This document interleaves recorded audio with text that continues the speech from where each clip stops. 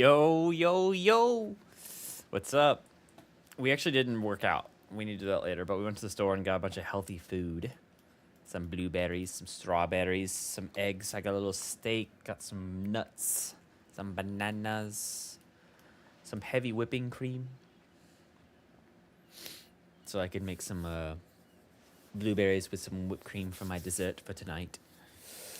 And a little breakfast thing. Got a pineapple. Yeah.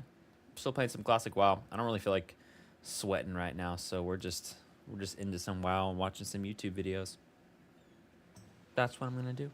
Hopefully everyone's okay with that. I like this guy's videos. So in this video, we're gonna be looking at some different millennials reacting to watches, guessing the prices, and just having some fun. I think this maybe be a nice wake-up call for some of us that are so consumed into this world of watches and giving us probably a more, I would say, average type of approach to what people think about these things that we wear on our wrists. I did a video of this in the past, didn't land the way I wanted, so I wanted to kind of just redo it, kind of rework it in a way, and hope you guys enjoy it. So let's get some watches on the table and see what people think. What do you know about watches? They tell time. That's about it? Yeah. Do you know anything about watches at all? No. Nothing. Well, I know that they were used before the cell phone to tell time. What's so funny? I know absolutely. Like, I own 3 watches. One's from Target, one's my grandpa gave me, and an Apple Watch. So I know nothing at all. I know I once bought a watch that was a diver's watch. So that may be about it. I know that they tell time, they keep you accountable. What about brands? You know any brands? Timex, that's all I got. Oh man. Rolex. That's about it. Oh, G-Shock. Okay. G-Shock. Can I guess? Is that a watch brand? Fossil. Oh, Rolex. Okay. That's Yo, when I was a kid, I thought Fossil was the coolest store. They were always at the mall. You know, like the outdoor, indoor mall, and they had all the leather. And then the watches, I thought they were the coolest thing ever. Fossil. Like, I thought Fossil was like I mean, you could have put a Fossil in front of me and a Rolex. Oh, wait, that's an Elite? Yeah, never mind. Oops. Getting out of here. You could have put a Rolex in front of me and an Omega. You could have put a Patek Philippe next to a Fossil, and I would have been like, oh yeah, those are both great. Like, I wouldn't have known. That's about it. Okay. Oh, I could go on and on. Tissot, Hamilton, Timex, Rolex, AP, Nomos, Young Hans. Michael Kors, and I think that's just because of the Isn't purses. that his wife? Obviously Rolex, but yeah, that's about it. That's about it. Okay. Yeah, that's about it. All right, cool. When I show you the clips, when you pull them up, I want you to just tell me what you think of them. Sounds fun. All right, Let's do it. Yeah. I feel like this person looks like they're in Spy Kids though. Okay. Not that you got it from a Happy Meal, but with that particular band, that reminds me of more of a knockoff. To me, this is terrible because I don't know, but it looks like a $40 or $50 watch. I know I want to get way out of off. this area. What do you think about that one? Yeah. You like that? You like that one? Yeah.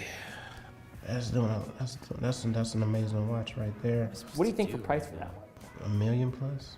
$1 million? Not a million. I mean, how much is a Rolex? I don't know the prices of the Oh, watches. You know what? We'll get it. $1 million. I know what I'm gonna do. No, I I'm gonna really go do like my it. rogue I like quest. that the rim is gonna go do the super rogue simple and quest it's and get my thick. poisons. So I see watches that are sometimes like messy around the rim, but I like the really clean circle. The star is a little weird. I don't like the star. What do you think the price of that one? $500? It actually looks like a little bit generic, not like super fancy. It's not real shiny, doesn't have any like outstanding features. I don't know, I'd say like 5,500. 5,500? Yeah. Okay. I don't think I'm a fan of that brushed pattern. I mean, I appreciate it for what it is, but that doesn't seem modern to me. I think they put a lot of thought into this, and the materials look to be high quality, so that's gotta be at least $2,000, I think. I hate the cloth, the wrist. The strap. The strap. I think that looks so tacky. It just looks cheap. I mean, I like the face. Like, the face is nice. I mean, I guess it can match with anything, but it just looks kind of tacky to me personally. Price-wise, somewhere in the low hundreds, maybe like 100. You're smiling, so I know it's expensive. I know it's expensive. This one I'm not so much. The way these people are with watches is how I am with like clothes and cars.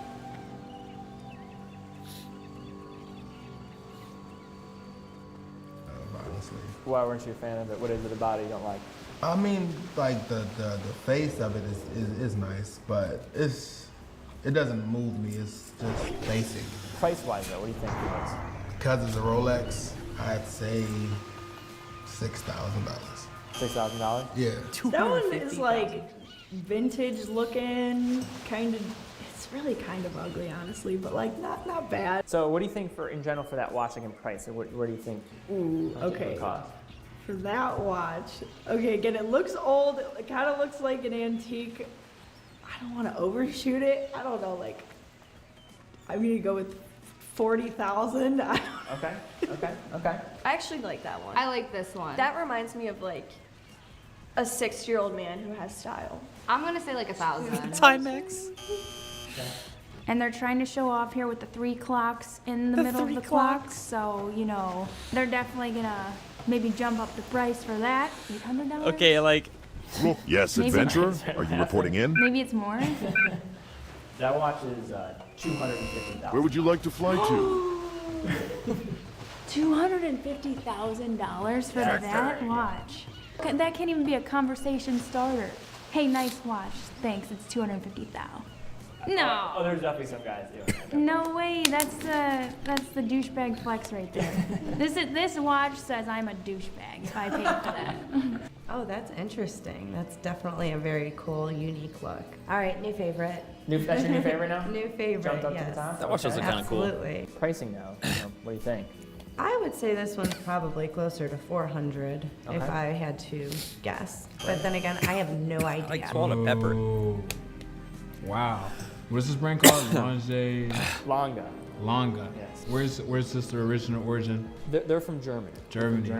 But in general, what do you think for price for that one? You're definitely right. I'll give you a little bit of a nod there and say that this one is certainly a more complicated watch than the other ones that I presented to you. But what do you think about for price?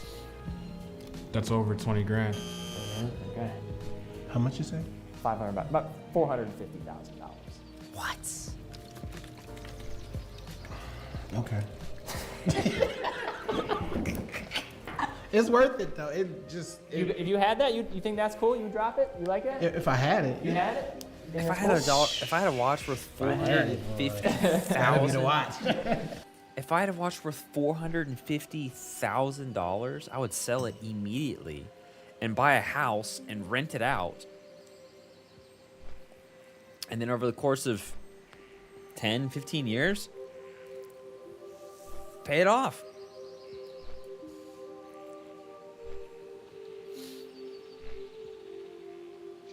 I don't know if I'd rent it. I'd just probably sell it and live off the interest. I can't live. That's not enough to live off. But like, holy, $450,000.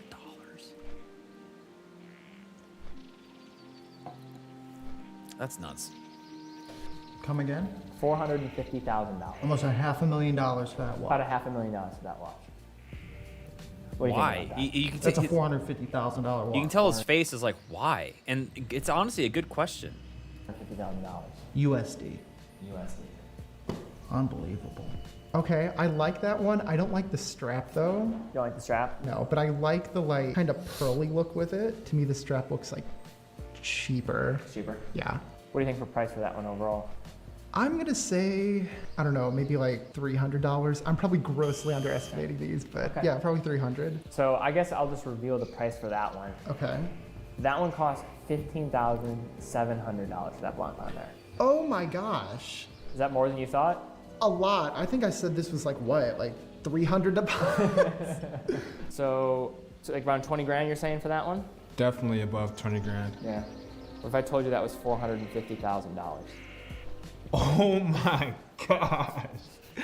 Oh my gosh. So the price of that watch is $250,000. What? For that one? Yeah, $250,000. Dang, that's a lot. Did you know watches could get that expensive? Honestly, not that much. No, I thought maybe like 50 grand Yeah, to honestly, 100,000 I think was like top of the even line. like $5,000. max. After Do I that, get it if I you're guess just paying for a correctly? Just name. kidding. Well, for that one, that was your favorite one. I think you guessed $400. You'd have to add 3 more zeros to the end of that. That watch is $450,000. It still looks like $6,000 to me. What if I told you that watch was $250,000? This watch right here. That watch right there is $250,000. Perhaps more, because it will probably go up for Then auction. again, So Jim, I am an it's funny authorized how dealer of about we are 30 as brands. like We a sell all the species, watches. right? Where like all these watches are overpriced as can be, right? But I have a holographic Charizard somewhere. Actually, where is it? I'm gonna go find it. I have a holographic Charizard somewhere.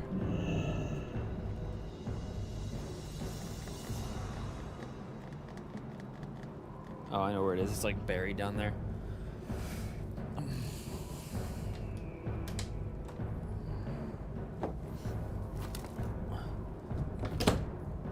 I have a holographic Charizard. It's literally paper.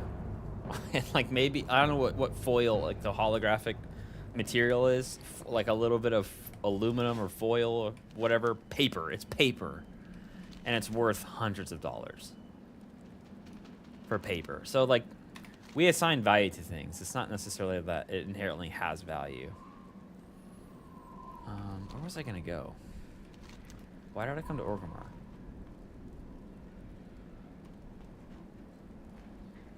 Oh, that's right. I'm gonna go do the rogue quest to get my poisons. I'm high enough level, I think. And I got potions. I got my vanish. And I really think you need gouge, rupture. Actually, we may have to put this video to the side for a minute. Actually, we can finish full this factory video. warranty for all the brands that we carry. Okay. From an outsider perspective, I just want to see as you're going through my site, what do you like? What do you Okay. see that jumps out at you? All right, so I found a khaki field mechanical black dial Hamilton watch. I think you might have showed me this earlier, but could I say it again? You have it? we can go grab it out of inventory. Let me just grab Yeah, that'd be great. Yeah. Oh man, marathon. You like Marathon? Which one? General purpose. General Purpose? Oh my god, yeah. I really do like that Young Hans watch. Honestly, You like that one? I really do. Here we go. Marathon This and is, NATO. Hamilton are great. Pretty good. Ooh. You've never owned a watch before, have you? Apple Watch, but I don't think you really consider those watches. This is it right here. Look at that. There's this bolo piece right here that's catching my eye.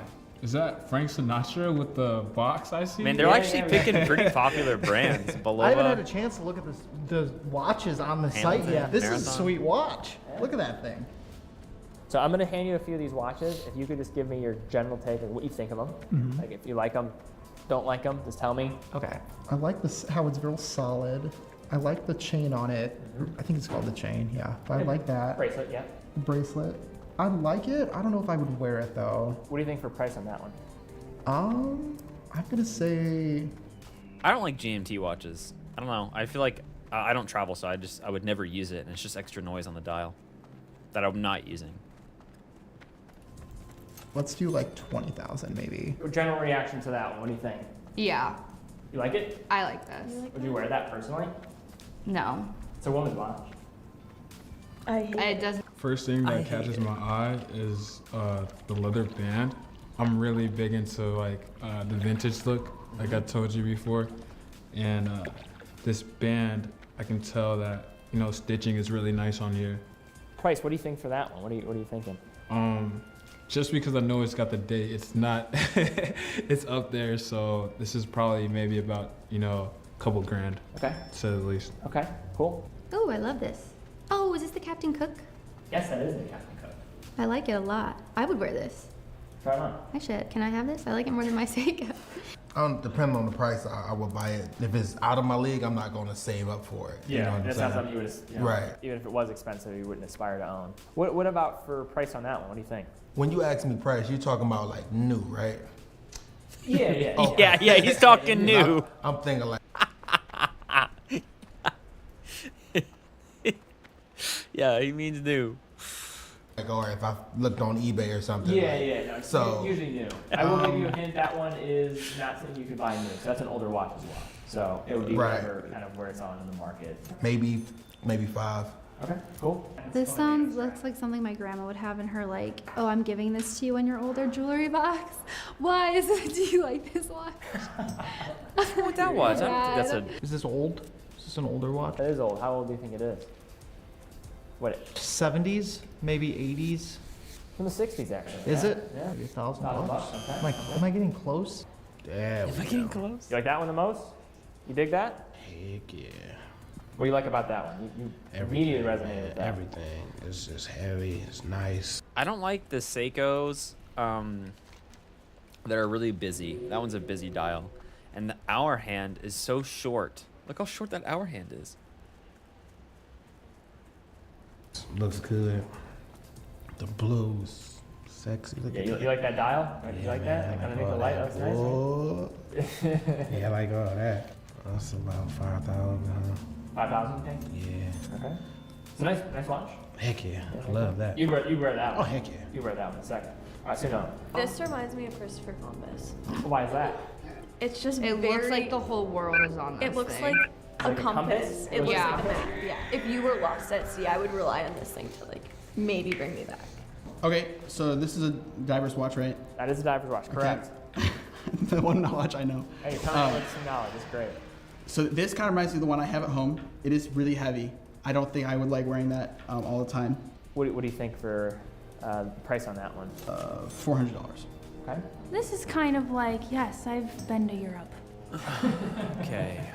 So, the Adventure Seeker. Ooh, okay, this one is cool. Again, the band is like, it looks a little cheap to me because I just keep thinking like leather band means fancy. And this, I really like the teal against the dark blue. I feel like it's really nice looking without being like super gaudy. I would say this one costs a couple $100 maybe. Okay. Okay. I feel like the Nomos is the least expensive Okay. because all these other ones are like bigger and like more solid. So I feel like it would cost more. It's between these two, which one I think is the least expensive. If you had to guess which one? I would say Hamilton. Hamilton? Yeah, you're close. Those bottom two were correct. Those were the cheapest ones. It was this one. Yeah, that one. I figured. Figured that one? I figured that one because Okay. I don't know Hamilton, but I think I've seen this brand before. Okay, I think these two are probably the most expensive. I'm gonna go with this one. Or actually, this one. It's bigger. You had the right answer. Oh, dang it. That's Okay. actually the least expensive one. This one? That's the Oh, most- dang. Okay. Isn't that funny that I thought they would be the same? Which one do you think is the most expensive? The band, because the band is a factor also, so that's the other. You guys are weak to I'm gonna ambush. say this one. That one? The first layer's weak Believe to it or not, ambush. that's the cheapest one on the table. Okay, what's the most expensive? Most expensive, the Rolex. I didn't figure that. Least expensive would be this Hamilton piece. Then. Most expensive, definitely this Rolex. Okay. What if I told you you got that exactly right? Did I? Yeah, you did. No way. Least expensive, most expensive. That's great. These brands, all these Swiss watch brands, these German watch brands, these luxury brands, like, they're not even on your radar, are they? Like, do you hear about them at all, or? Maybe if I walk by like the jewelry store at the mall, I might see that.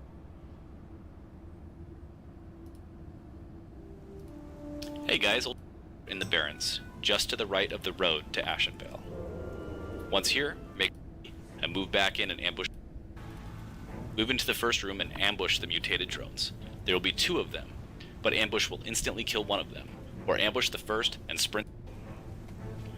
Once you get to the second floor, use any combo point rupture on the patrollers. This will take away a large part of their health pool. You can sap the first one, rupture the second one, and kill it before the sap expires.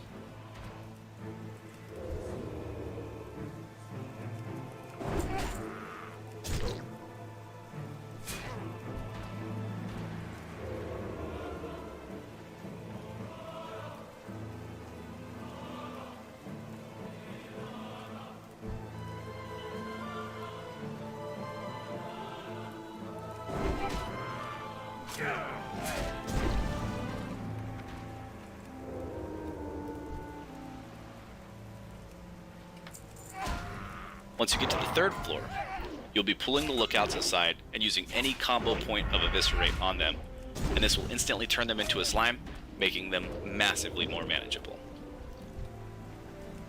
I really don't even need this advice. These guys are just dying anyway. Top floor. Ambush Gallywix. This will instantly reduce his hit points to 1/2. It will still be a bit of a challenge at this point, thus the healing potion and the Thistle Tea I suggested at the start. But he's elite.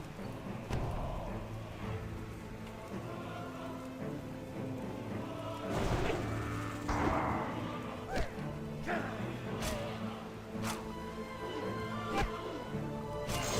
we got this.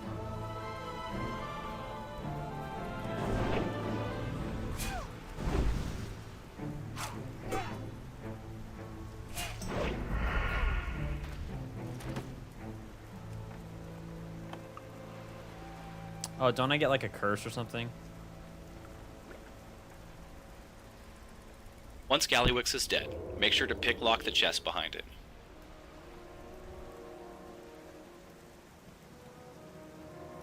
Okay, did that. Did that, did that. Oh my gosh. Return to the Cleft of Shadow in Orgrimmar and turn in your quest. Cleft of Shadow.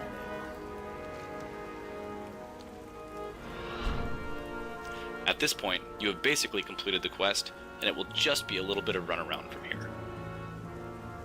So off we go to Torin Mill. Once here, talk to the quest giver and sit around and wait for him to make you a remedy for your poison. Okay. And that's all there is. If you like this video, and you want to see more content on Classic WoW, please let me know in the comments below. I'll also be actively streaming Thank 1 you. to 6. Thank you. Uh-oh. All right, well, fellas, I'm not trying to hit you with any doom and gloom right now, but I'm gonna be honest. I love Destiny. I'm really worried about this video. Bungie, you make it too easy.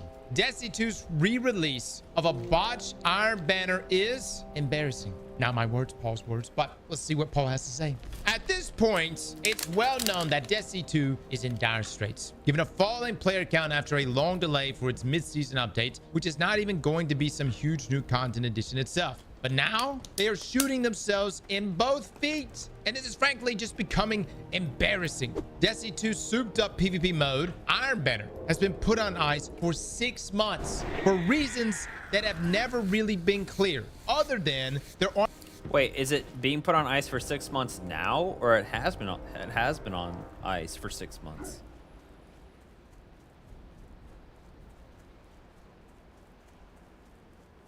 Aren't enough people working on this game anymore. Yeah, we honestly got no. Actually, I don't even think Bungie really announced that they were not bringing us Iron Banner. I think they just we just kept going, all right, is it launching this week? Is it launching this week? And then by like the 6th week, Bungie finally came out and was like, no, that's gonna give us another month or 2. But now it's back and it's fumbled out of the gates, revealing not just problems, but problems that are not going to be fixed for another 2 months. Unbelievable. Among them, the main reason players showed up to Iron Banner at all for this new round was to get to the new auto rifle. But drop rates of that rifle, especially compared to lots of armor, are poor. Dude, like the fumble from Destiny on just how unappealing new weapons are. But, I mean, back in the day, new weapons were like, oh, it's a new gun. Now it's like, when I hear new gun, I just think, oh, what did they bring back from 2 years ago? Not even bring back. What did they just level? There's nothing new anymore. And anything new is so silly and stupid, like a crossbow or like a new ability. There's just game's just played out. It's played out. They need a brand new. They need to restart. They just need to restart. They need to restart. Was acknowledged by Bungie just 2 days after the event launch, but they say they are not going to fix this until June. That's really the only reason to play Iron Banner right now is for the auto rifle. Similarly, you cannot equip Iron Banner ornaments to your current armor to get the reputation bonuses like you always could. This means you need an entire set of actual baseline Iron Banner armor to play with, which has not been the case for years. This will be fixed in a future event. So I need to ask, what happened since the last time Iron Banner was here, which Keep in mind, you could use ornaments, Iron Banner ornaments, on your normal armor pieces and get extra rep gains. And this has been a thing now for years. So what has happened since the last Iron Banner and this Iron Banner to suddenly result in ornaments not working? Brother, marathon happened? Hold on, no. You just saying marathon happened. I get that. All right. That would indicate that the ornaments should still work as intended, but have no changes. The bow actually kind of slaps. slaps. But now it's somehow magically bugged. Past that, not bugs necessarily, but more delays include the return of Finite Impactor and the fact that after 6 months, there is no new armor set. And once again, one will not arrive until June, along with tiered weapons, which should have already been here. I really have no words at this point. Destiny may be known for moving slowly when it comes to fixes and updates much of the time, and there's this whole seemingly easy fixes can take longer than you think aspect of game development. But if you cannot flip a switch and immediately increase drop rates of a single weapon when there are still a full 5 days left in an event, what are we even doing? Why does this decrepit game engine even still exist? This has got to a point where changing or fixing literally anything feels like turning an aircraft carrier around, and it's unacceptable for a live service game, particularly a live game where there are yawning months-long gaps between content releases now. Iron Banner returning was supposed to be a layup. Instead, all the balls are deflated and one of the hoops has fallen over. Paul, like, I mean, yeah. Is anyone surprised anymore? Like, Destiny honestly died right after the final shape. Right the moment the Witness was defeated, the moment he was defeated. And then you got that like 12 player activity or whatever. After that couple weeks, it was over. It was just over. It was over. And everything they've done since then has been such a low effort way to keep their like hardcore player base spending money, but we've all left. I don't know, like a couple of my like clan keeps playing, a couple maybe out of like the 100 of us. Like no one stayed. And I love Destiny. It's just they moved on to Marathon, and that didn't work out. That didn't pan out.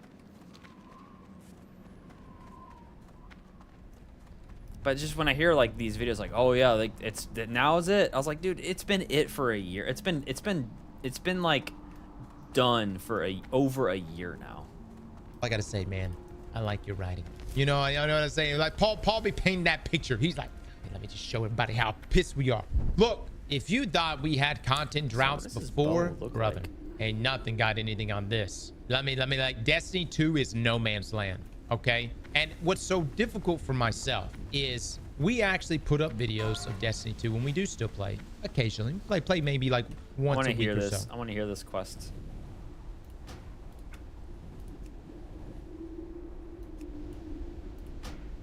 How the Shattered Hand's influence dominates these lands. We are the veil which covers Kalimdor, the protectorates, the police, the judges, the jury, and ultimately the executioners.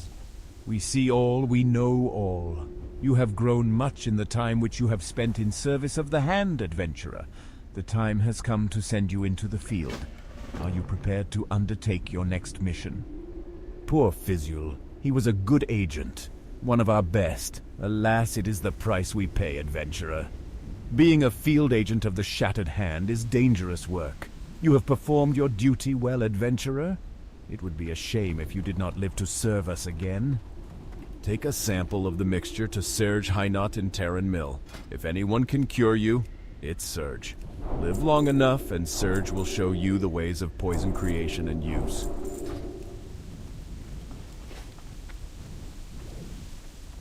Sweet. At best. And there's actually a number of you that do come by and watch those videos. And I can feel you. I can feel you hanging on. You're wanting, the Destiny community wants something to grab onto in hopes that maybe Bungie's going to give us something. Now, everything is getting passed on to June. I mean, every time Bungie opens their mouth, they're like, don't worry, June's coming.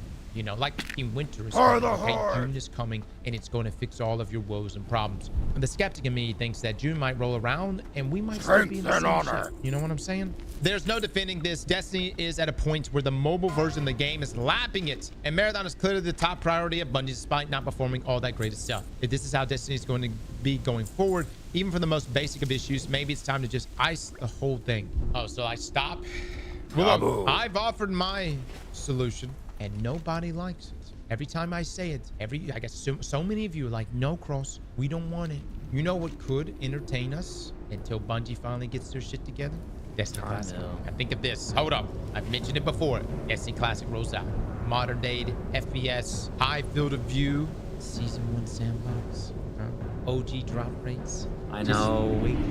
I do. Let me tell you something. Y'all talk shit. You know how many people... Destiny 1 remaster on PC or even like PS5 or whatever, new Xbox stuff, the new gen, like higher frame rates, 4K, whatever, 1440p, whatever.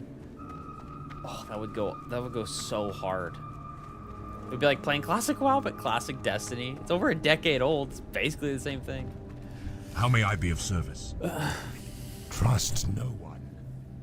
People would actually play D Classic. There's a lot of PC players that never played Destiny 1. I'm telling you, it would probably do pretty good. Listen, this doesn't fix Destiny 2's woes. And I honestly I'm actually baffled right now. Like when Bungie said we'll have more to share come June, I didn't really think they meant it. You know what I mean? I was like, come on, that's a big gap. Telling me you're not gonna be doing much of anything with us from now until then. You know what I mean? Not even the twabs here lately they've been weak sauce, man. I mean, they just don't have really anything of value to share week to week. And the reason why is because I think internally Bungie's going through a lot right now. Let's set the stage. Marathon was supposed to come out last September. Hell, scratch that. Marathon was supposed to come undersold out by quite a bit. year before last September. Okay, it didn't. Bungie was also incubating other projects, including Gummy Bears. And think of the things, the cascading of events that occurred. Destiny 2 Final Shape rolls out, one of the best received, highest rating expansions Bungie has ever given us. What followed that? 5 weeks later, not even. A huge wave of layoffs and departures, including the likes of Luke Smith and Mark Noseworthy, who were working on whatever Destiny Payback is, which some have claimed could have been a Destiny 3, could have been a Destiny Rising, could have been anything. Whatever the case was. Yeah, it is kind of sad that they laid people off after a successful launch. It's just weird to me. And didn't Battlefield just do that as well? You knew when you saw Luke and you saw Mark, they represented something big was being worked on, something going to the future. Then after that, you had Marathon, its creative director actually, I think Christopher Barrett had already departed, but there was that lawsuit going on with them. And anyways, they had to switch to Ziegler, and then there was just a lot of turmoil with the direction of Marathon. And those delays happened because, you know, obviously Ziegler's vision was much... I mean, I played Marathon. I put like 70 hours into it, but that's it. That's all the game is. It's a very shallow game. The Cryo Archive ended up being, in my opinion, it's just not a fun environment. And the base loop just got old way too fast. Different, and I'm okay with Ziegler's vision on that. I'm not saying that Ziegler didn't have the right vision for Marathon. Regardless, Marathon was supposed to be out way before when it came out, and Gummy Bears and potentially Destiny Payback could have been something, but that Gummy Bears got removed. Another interruption. Impairment. How am I supposed to get any work done like last... this? Don't answer that. Do I look as if I care what you have to say? Why don't you go bother Mr. High and Mighty instead? You look deliciously pale, adventurer. And what is that foul aroma you are giving off? I must know. I have never seen such wondrous results from a poison. Zanzil, you say? Never heard of him, however. I must commend him on the creation of this concoction. So I am to cure you of this and then teach you how to make use of the poison. Give me a few moments to examine the toxin, adventurer. Okay.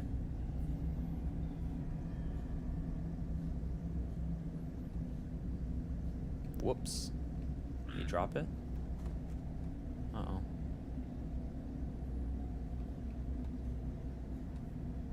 Hello. The cure is ready. Drink this antitoxin, and the creeping madness will stop. However, I will not be able to do anything about the smell. Yay! Another interruption. How am I supposed to get any work done like this?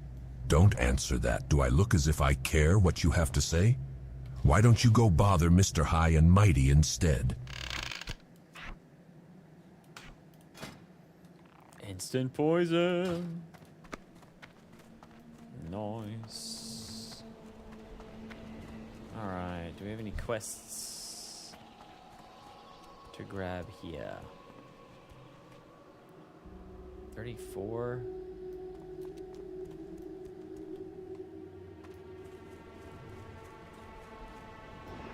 Yeah, do we need to learn how to cook? And you are...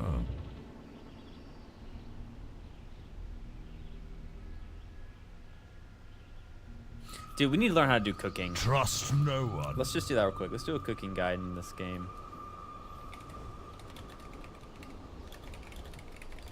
Because you get good perks, and I think you can. Welcome to a complete 1 to 300 guide for cooking in Classic WoW. Cooking is arguably the most important of. And you can make. I thought for some reason I thought Thistle Tea was an herbalism path. But this thing, I mean, I don't know, Swift Thistle and Refreshing Spring Water, those might be herbalism things. But even if it's not, or even if I can't cook Thistle Tea, I think cooking my own food for the stamina buffs and stuff will really help for hardcore. That I just the need to do. secondary professions. As such, I'd suggest everyone level it, as it'll make your leveling journey so much easier, as well as having the potential to make you plenty of gold and being a necessity for raiding. Horde and Alliance have easier times leveling this profession in different manners. As such, I'll cover how to most efficiently level cooking for each faction. All of the materials you'll need will be posted in the comments below, so you can utilize that as a reference. Keep in mind that my options are based off of efficiency.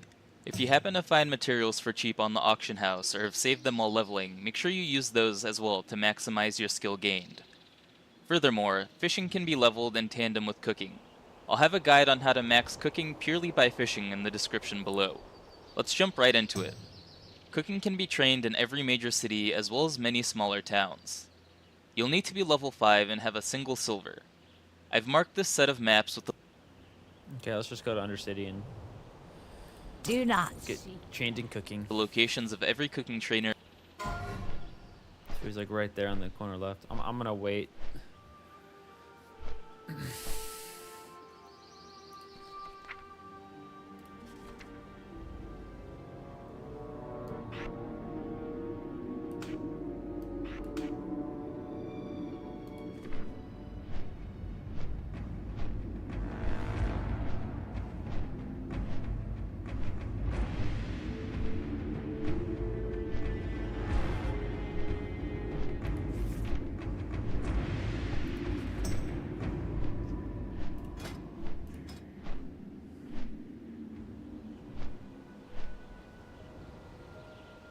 Oh, my skinning's almost 225.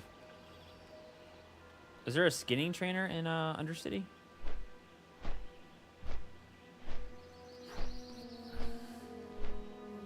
Yeah, I'm sure there is. I'll just have to make sure I go talk to a skinning trainer. Wait, I don't know actually, maybe not. Horde, how to train skinning past 225 classic WoW.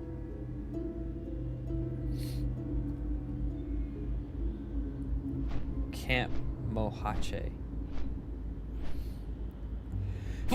in Faralas. Camp Mohache in Faralas. Where is that? Is that over here somewhere? There it is.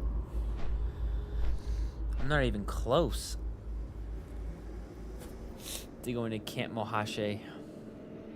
There's no quest there.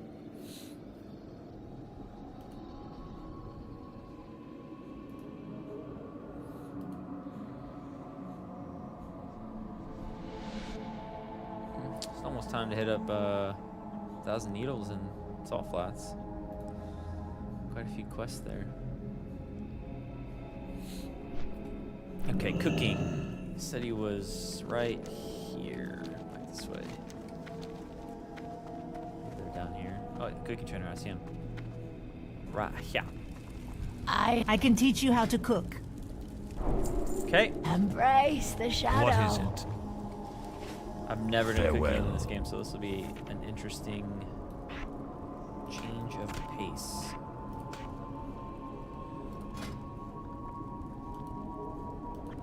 Boar meat, Sinji wolf meat. Hello.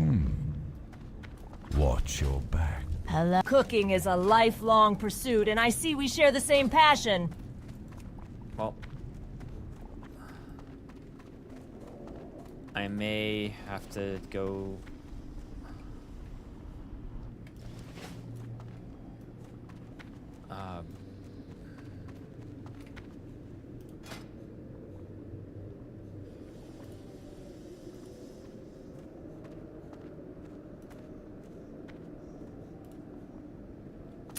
Should have been training this as I was leveling. How may I be of service? I don't know. Maybe the wolves do stingy meat at the high levels too. In each of the main cities. Our first 50 skill levels will be acquired from crafting charred wolf meat if you're horde, which can be found off of any wolf mob. The best location to farm these is just outside of Thunder. Okay, any wolf mob. That's good to know. So if I see a wolf, just go wolf. As Alliance, we'll want to get 50 chunks of boar meat. These boars can be found all over Elwyn Forest, but my personal favorite spot is the farms to the south. From 50 to 75, the best option is long jaw mud snappers, the recipe for which can be picked up from any of the cooking vendors. These can be obtained by fishing in any lower level body of water. These are relatively cheap on the auction house, so if you find fishing boring, they can also be picked up from there. To add on to this, fishing is a great way to maximize efficiency, as you'll be maxing 2 professions at once. Now that we're at 75 skill, we can head back to any of our cooking trainers and learn journeyman cooking, which will allow us to take our skill up to 150 as long as we're level 10 and have 5 silver. From 75 to 100, we'll have 2 options available to us, cooked crab claws and crab cakes. Alliance has an easier time obtaining these since they can be farmed on the coast of Westfall. As such, Horde can instead level with boiled clams. I find these are best farmed from any of the turtles on the oases of the Barrens. From 100 to 150, Alliance will want seasoned wolf kebabs. Okay, I mean... This recipe is sold by Kendor I have Kabanka. the methods The now, lean wolf flanks so. require...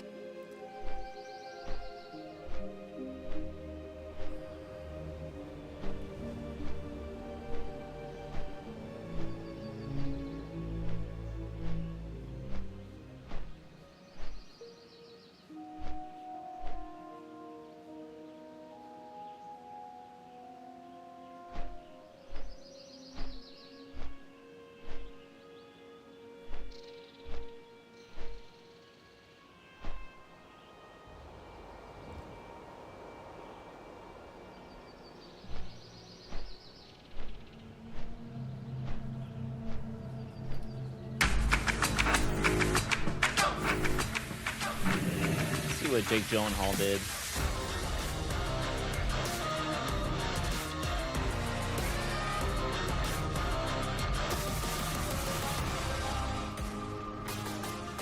I want to hear this quest. I hear you were enlisted by Darthalia to wage war on the humans of Hillsbrad. So jealous I am.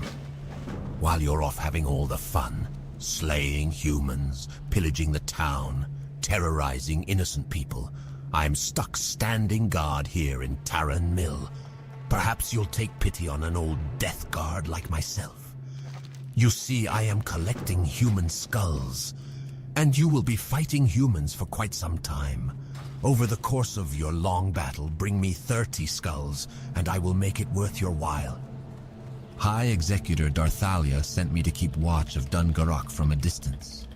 I'd set up camp just out of sight, but when morning came and I had to boil water, I left to gather firewood. When I returned to camp, I discovered my gear was missing. Apparently some dwarven scouts from Dungarok had passed by and made off with it. I need my sword. If you can get it back for me, I would be so grateful. So many dwarves there, ... It will be quite difficult to find the dirty little thief who stole it. Who says that the undead don't know anything about cooking? Take my secret recipe for turtle bisque, for example. I've known folks that would come back from the dead just to enjoy a bowl. Speaking of which, I haven't been able to make any lately. I used to head over to Lake Lordamer Alright, I need to myself make sure to save hunt all the snapjaws, meats. the nasty things. But I can't pull myself away from my work here. If you bring me some turtle meat from the snapjaws and soothing spices, I'll show you how it's done. And the bear meats.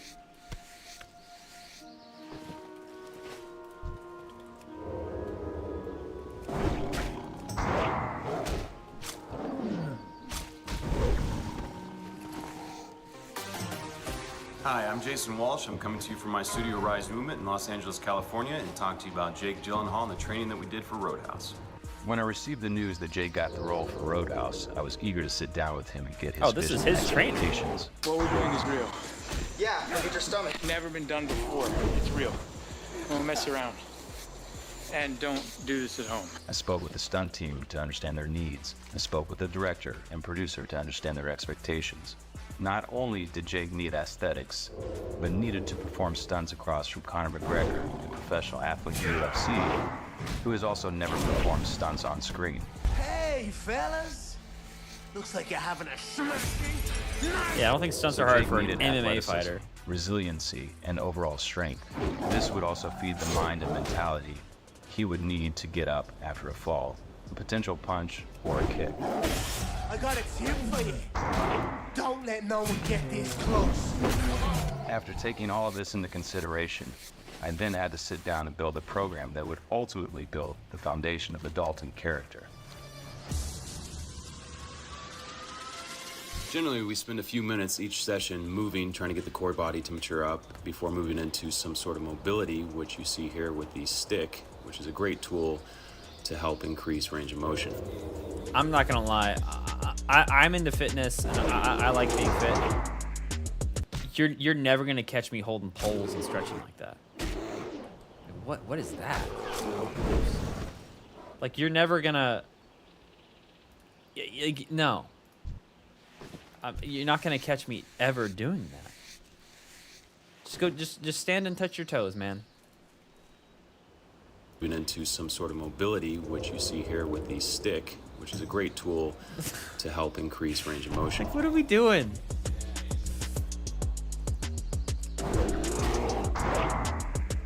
The Proteus is an amazing piece of equipment used mostly by performance centers to help train athletes in every plane of motion and also to help increase power production. We use it primarily for priming the nervous system, proprioception, learning movement patterns, and a lot for warming up joints and metabolic training. Bro, they're just making up machines now. Just go throw a kettlebell around.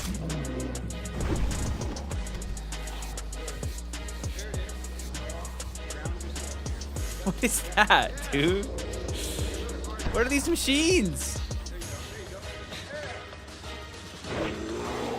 Isometrics are a staple here at Rise Movement. We use them all the time to help increase strength and stamina at different joint angles. Isometric. I'm missing everything.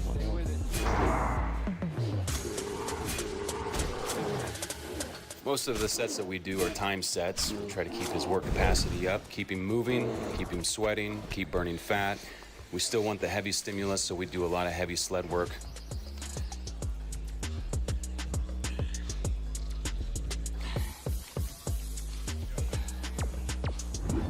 Getting comfortable with being uncomfortable. And we pump them full of drugs. Stress, adapt, recover, on repeat for well over a year. That's discipline. That's patience. That's commitment.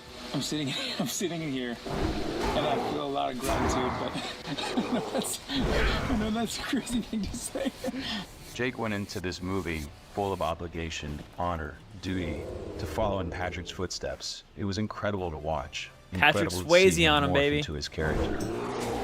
We always keep the heavy primitive work one way, shape, or form, whether it's squats or deadlifts, and the variations thereof. We want to keep the muscle coordination at a high.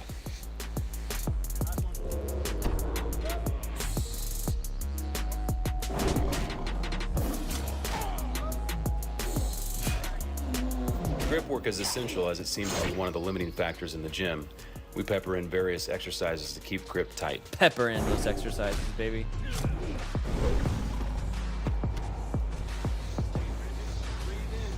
Yo, does he have to have a shirt off though? Like, honest question, Here we see some does he examples have more to have the shirt relatable off? to MMA training, keeping the body in check with offset loading, and movements more imperative to sport. He looks great, but why do we have the shirt off?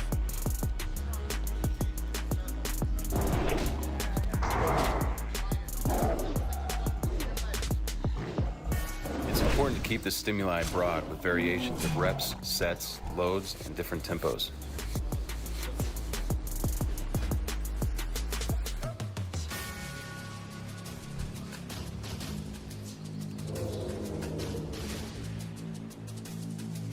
The diet part of this is really, I mean, diet's critical everything. for maintaining. This is what people like don't realize about fitness, is that I guess people do. I mean, I just don't think people realize how much. Like, diet is 90% of it. If you did very little physical activity, like didn't work out, but just maybe went on walks and stuff, but you only ate like fruits, vegetables, meats, like eggs and fish, and drank water, and that's it. Like high protein, no carbs, low calorie, you know, just protein and fruits and vegetables. And that's all you ate. And that's it. You would be in shape. Not in shape. You wouldn't be fat. You would have very little body fat.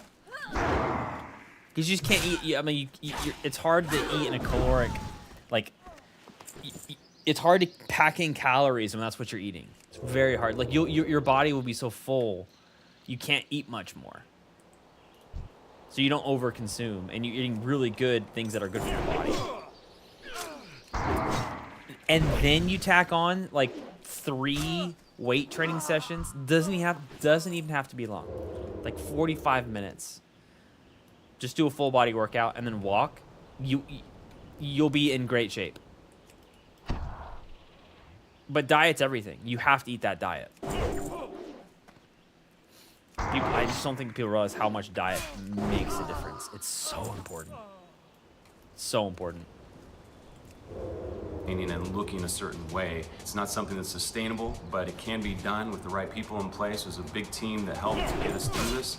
The peri-workout nutrition from Biotest and Surge really kept us going, gave us the fuel that we needed for these workouts. And the post-workout nutrition from Rise 311 Protein that started in the kitchen and ended up being a great product, so we got it out there.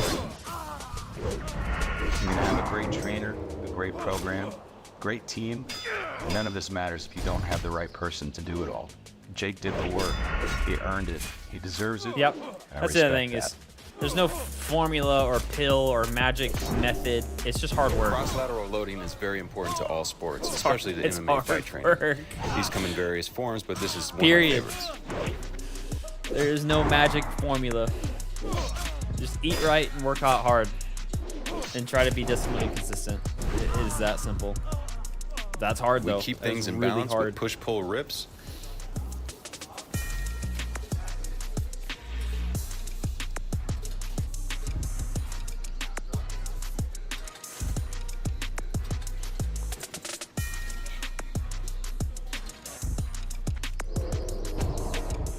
Followed by my favorite, some primitive climbing sprints to finish it off.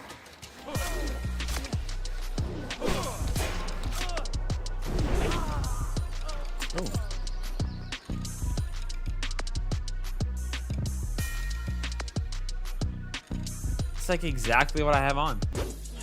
This is I Jake just and made I the one I right have. before the UFC weigh-in in Las Vegas. Taking a little bit of sugar, get a lot of reps in, push-ups, sit-ups, and voila. The muscles swell Voila. up and look full. I worked with Jake for years prior. I knew he had what it was going to take to make this plan work. The amount of dedication, discipline, consistency, and hard work, the mental fortitude, the level of patience it was going to take. Unless you've trained like this, you just don't understand. To take the long road, to take the hard road, to take the high road, To do this clean, no shortcuts, but what you earn, what you gain along the way by taking these roads is unlike anything else. It's yours. You built it, you earn it. Oh boy, I have to run here. Yeah, we're gonna dip.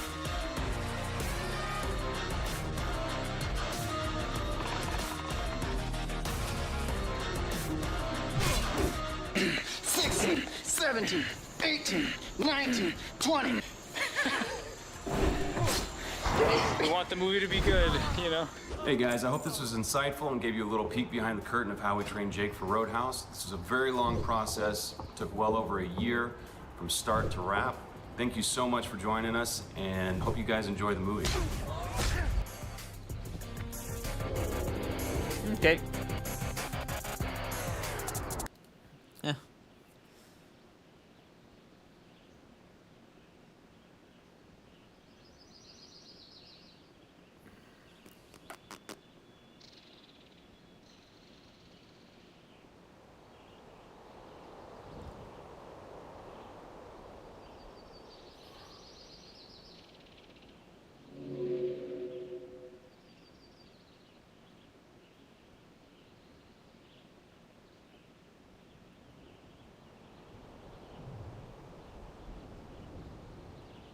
Okay, Mike. Hey folks, Dr. Mike here for Renaissance Periodization. Cardio training for fat loss video number 1. Why we do cardio for fat loss. Good starting question to this lecture series. Let's take a theoretical look at how fat loss is engineered for your clients. You typically lift weights for muscle growth with your clients, or in a fat loss situation, more realistically, the retention of muscle. I really do want to make sure to put an emphasis on that. In a fat loss phase, lifting is not primarily a way of burning extra calories and burning extra fat. It is primarily a modality by which we retain muscle. And look, that's good enough. That's really good, because lifting is such a powerful tool in your arsenal to retain muscle at the very least. Often for many clients, even These guys run early fat loss phase, in the health pool. that you can nearly guarantee, and I wouldn't put this on paper because genetic differences exist, the degree to which your clients apply these principles absolutely will have an effect. But for the average client with the average fat loss goal in, let's say, 8 or 12 weeks of time, intelligent use of lifting, which you will be deploying, of course, can nearly guarantee that they will lose 0 muscle the entire time, which the corollary of that guarantee is they're going to burn pure body fat. When they're going to lose 10 pounds, they're going to have lost 10 pounds of fat. In almost every weight loss study that you'll ever read, people don't lift weights, and so they lose some amount of fat and some amount of muscle, which improves their appearance and improves their health. But if you can lose pure body fat, it skyrockets your health and transforms your appearance. This is a big deal, and for lifting weights, it's good enough. Next, and the biggest part of the equation, is to control the diet, and in this case, constrict the consumed calories to generate a deficit. Maintenance calories, with lifting weights, muscle is now untouchable. Imagine you have maintenance calories, and underneath that graph is how much fat the client has and how much muscle they have. You jack that maintenance calories down to fat loss, and imagine lifting kind of like a gold-plated cling, just solidifies that muscle and it's not moving anywhere. Now, the only thing that's reducing over time is body fat. But food reduction is the main way which we squeeze that down. Lastly, and I do mean lastly, in order of priority and importance, you have to control physical activity in total energy expenditure throughout the entire day. Of course, lifting contributes to that, but not a ton. You control that caloric expenditure throughout the day, and that can help generate some of the deficit. We'll talk exacting specifics very shortly how much of that goes on, but what it does even more so is sustain the deficit. Sustains the deficit, make sure that the deficit imposed by a reduction in eating continues to be the deficit. Because there are ways in which the body gets tricky and tries to get you out of a deficit by reducing your physical activity. So if you set your physical activity at a certain minimum level, and get the client moving at or above that physical activity level, then all of the food reductions you are imposing actually will have the intended effect. Because if we have lifting guarantees essentially no muscle loss, physical activity is a certain minimum level, and then we take a caloric reduction, we have a system in which there is no push and pull. The two bars What is he even saying right muscle now? retention and physical activity, energy expenditure, are frozen shut, and thus any reduction in food, there's nowhere else to go. Imagine it's like, what a stupid analogy I can come up with on the spot. You know, there's someone, you know, there's like a group of 3 people, and someone shows up and it's... This is like the most Longwood way of saying stay active and eat less. Am I crazy? What else is he adding to this that's different? Lift weights to train your muscles, eat less, and stay active. It's like, hey, I need a volunteer to help do some work. And lifting weights is something that the muscle retention is one of the people. And it's got a dumbbell. And it goes, I have a dumbbell. I can't go help you. And they're like, okay, no worries. Good excuse. What about you, physical activity?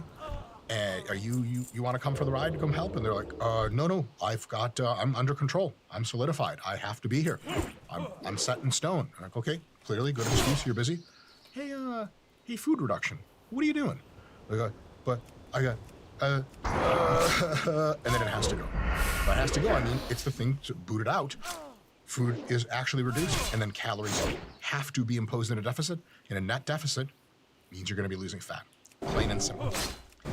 Now, you do not have to do formal cardio in order to get leaner. Your clients do not have to do formal cardio to get leaner. And that's an important thing to maybe even chat with them about.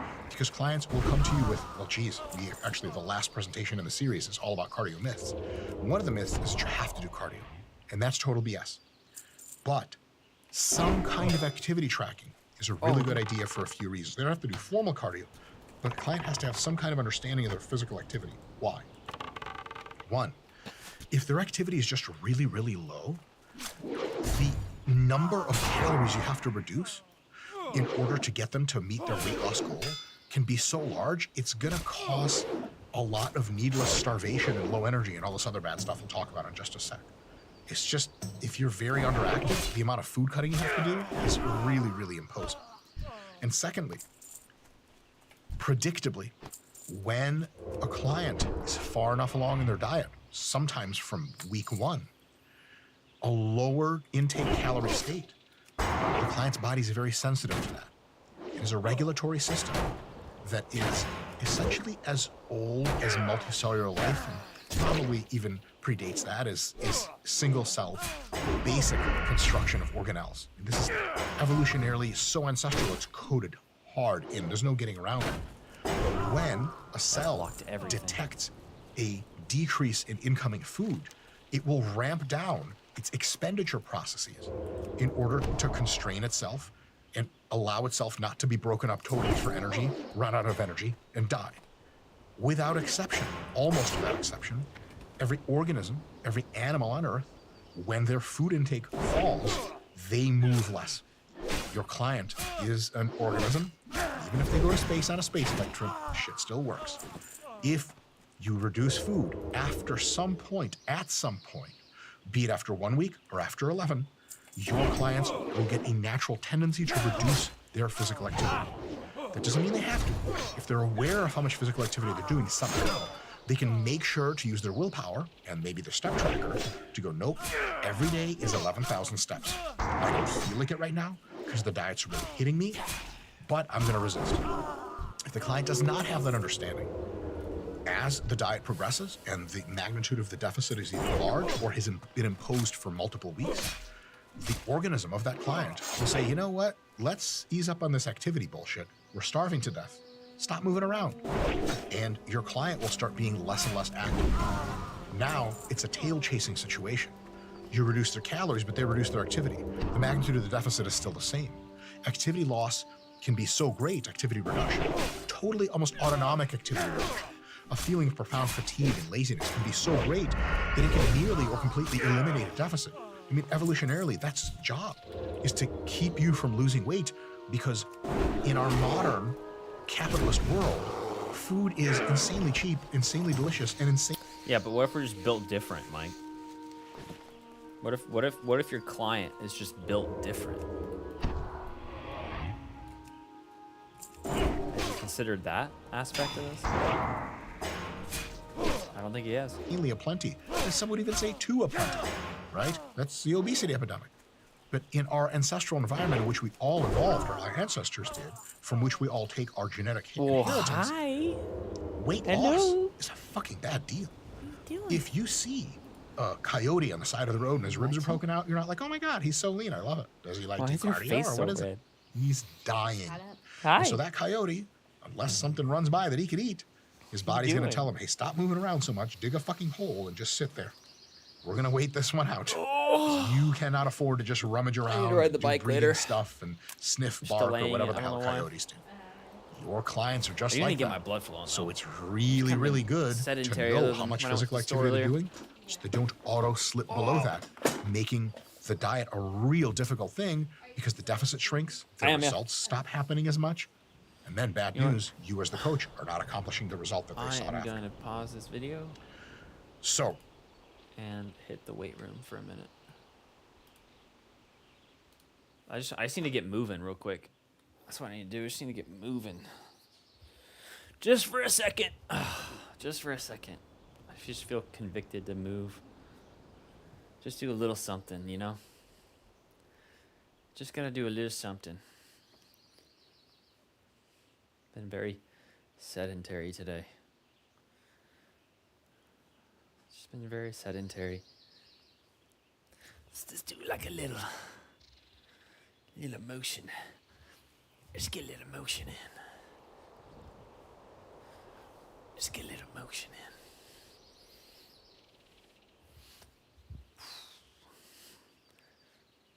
Get a little bit of emotion in.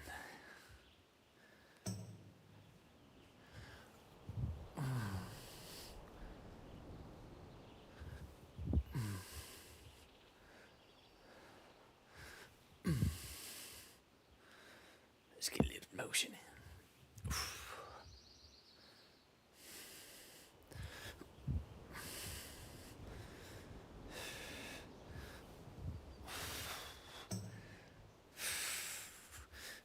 There we go.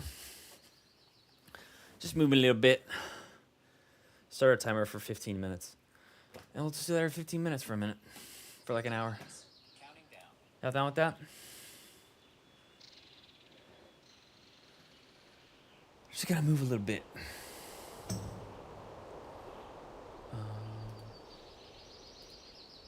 lifting is what it is, but you can have a bit of a choice here. You can eat more, not generate as big of a deficit with your food, and move more, generate a bigger part of the deficit with your physical activity. Totally an option. And on the other end of the spectrum, you can choose to crank a really hard deficit with your diet, but you can also allow your physical activity to fall off.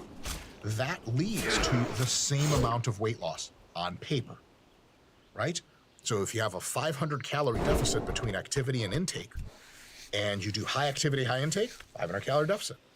Low activity, low intake, 500 calorie deficit. Hypothetically, this would lead to the same results. And in a biology lab, it does. But there are optima here, especially in the real world. If you eat way too little and concomitantly have to move very little to generate the same deficit, or I'll put it another way, but a much better way. If you move very little, the amount you have to reduce, if the client moves very little, they do 3,000 steps a day, the amount of food reduction you will have to create for them to get into the deficit that you've calculated is going to lead to some predictable things in most cases. It's going to lead to much more intense hunger, misery, like literally, like it's painful to be at that level of physical activity and eating. Your body starts shutting down more or less, not in any medical sense, but it sure feels like it. And Oh. because very little food and very little activity are linked to muscle mass, Look at us helping each other. it actually leads to muscle loss, especially Was that in a the legs. mine? And worst of all, in some case, it really hurts work, activity, and lifestyle. If your clients are invited to go to a picnic and walk around a park, they're gonna be like, oh my God, I can't, I'm on a fat loss diet, I have no energy. And like, why don't you just like eat a little bit more food and you'll have plenty of energy. He's right about that. He's very right about this. If you, I've had moments in my life where I've just like full sent, like calorie deficit, intermittent fasting, working out heavy, doing cardio and lifting weights, like just full send. And I'll do it for 2 weeks, and then after 2 weeks goes by, I'm just like dead. I'm not like dead, like I couldn't get out of bed. I'm just lethargic. I'm tired to the point where I'm like I'm not enjoying life. Like there's that point in fitness where you go, I'm spending so much time working out and doing all these things and eating right that I'm not having fun. And there's a balance, because if you just full have fun, ice cream Sundays and sleeping in and just, then you start getting lethargic, like to the point where you're like, you don't have any energy either on that end. Like you don't have energy if you do nothing, and you have no energy if you do everything and all the time. So you have to find that middle ground where you're working out and you're staying fit and you're energetic and you're down for whatever, and you're leaving plenty in the tank. But you don't want to just get to the point where you're never like working out and getting that engine pumping. So he's right about this. Like you can really put yourself out of the game entirely, and that's not fun either. No, my coach said that I'd only have 1,000 calories a day, but it's good. It's okay. I only move 2,000 steps a day, so I'm fine. They're not fine. Well, medically, they're quite well, but it's a miserable time. On the other hand, you say, yeah, okay, you don't want to okay, be fine, miserable. fine. Let's really crank up the food, get them energy, muscle mass retention, but we'll have to crank up physical activity a lot to still have that deficit be created. But there's a problem with that as well, at the extremes. First of all, saying let's crank up the food and crank up the cardio to make up for it is a cool thing to say nominally. It's fun words that come out of your lips and other people hear them. But if you zoom back and say, okay, so how easy is it to... Hold up, we're level 30 in hardcore, and we're just trucking. We're level 30. And hardcore solo self-found, we have very little experience in this game. Compared to the... Dude, some people have PhDs in this. I am not that. I know what add-ons to download, and I've leveled a couple characters to 60 in like the span of a decade, including my like OG WoW character. This is like my 3rd time. So I know what I'm doing, but I'm not an expert. And we're like, I'm kind of proud of myself. We're level 30. We haven't had any run-ins. I feel like we're pacing ourselves right. We're doing the right things. Like, we're trucking, baby. Level 30. Crank up food. Well, an apple is like 100 calories. One fucking apple. And you're on the treadmill for like 20 minutes to burn that off. My God. What does that mean a couple cookies are? Hour on the treadmill. What? So if I have an extra sandwich per day, that is like an hour of treadmill time extra that I have to do in order to burn off that sandwich. Uh-huh. So to put it simply, it's so much easier to jack up food intake that the concomitant amount of calories and activity you have to raise for your client can get away from them real fast. So I'll say, well, look, like, I'll eat 3,500 calories a day. Like, that's right. You have to have 4,000 calories of physical activity expenditure. Do you know how much moving around that is? That can end up being like 20,000 every time I try to steps a day. gouge him. By the way, very physically active is 10,000. That's doubly active than very physically active. You will run your fucking feet off your body unless you're really used to it. You're like a waiter or a waitress or something like that. To that point, that much physical activity, if you're trying to eat a lot of food and not reduce food much at all, just getting it all from physical activity, can make you really fatigued. And your clients have other things to do with their lives than be totally miserable, right? They're going to be so tired, it's going to affect their work. It's going to affect their school. It's going to affect their perception of who they are. It's a bad deal. And your body does a very good job of capping excess movement. So on paper, you can say, it's okay. I'll just get 4,000 calories of movement in, 3,500 calories of intake, 500 calorie deficit. Boom. But your body will often lower its non-exercise activity thermogenesis, which means your clients used to, when you told them to walk, XYZ number of steps a day or do XYZ amount of cardio, not a lot, they had that zest of life. They move around. When they talk to the phone, they walk around, do this, do that, move a lot with their hands when they talk. That actually, over the course of the day, burns a ton of calories. But if you crank up their formal cardio a lot, they just sit there. All the time, they're not doing anything. If you look at high-level athletes, because their sport training demands are so great, they walk slow. I've been there. They mostly sit around when they're not playing their sport because their bodies crank down their level of expenditure on purpose. And if you say, well, okay. I know exactly, like, dude, you see, like, high school, I work with high schoolers on Wednesday nights, and the athletes in the group are just the most, like, chill, like, mellow, like, they're very thoughtful. They're just, they're in shape and stuff, but they're just like, they're just like a zombie. And one, they're teenagers, they're probably not getting enough sleep, all that jazz. But I think they're athletes in high school, and they're doing what he's saying. Their bodies are just saving energy for when their next practice is or next game. I've got a step tracker. I know I should be moving more, so I will. The client says that. You say to the client, look, 15,000 steps every day. That is possible, but it is going to be radically fatiguing. By the time they get a few weeks into 13,000 steps a day, many of your clients will be like, dude, my legs feel so heavy. I feel so miserable. I'm falling asleep at 8 p.m. at night. My kids miss me. What the hell is going on? You're like, yeah, but you get to eat all that fun food. Maybe there's a balance to be struck there, and indeed there is. So, it seems best for your client's sake, for the sake of both perception of how smooth the experience of fat loss dieting is, and of course for the objective results, you can use a 2-rule system to determine food amounts and cardio amounts relative to each other. Food, because it's such a big lever, without going to extremes, you're going to cut calories significantly from most people's food intake to... This is my advice, personally. If you're overweight and you want to get in shape, don't count calories. Just get active, walk, do some weight training a little bit every day, and just eat whole foods. Period. Watch what happens. Generate most of the deficit, but not so much of the deficit that energy levels suffer exponentially. And it tends to be that if you make a big reduction in calories, people still feel okay. If you make a reduction in calories just 20% more than that, they go from feeling decent to shitty. So that, like in many biological systems, when you get close to that margin of systemic ability, that systemic threshold, the exponents start going.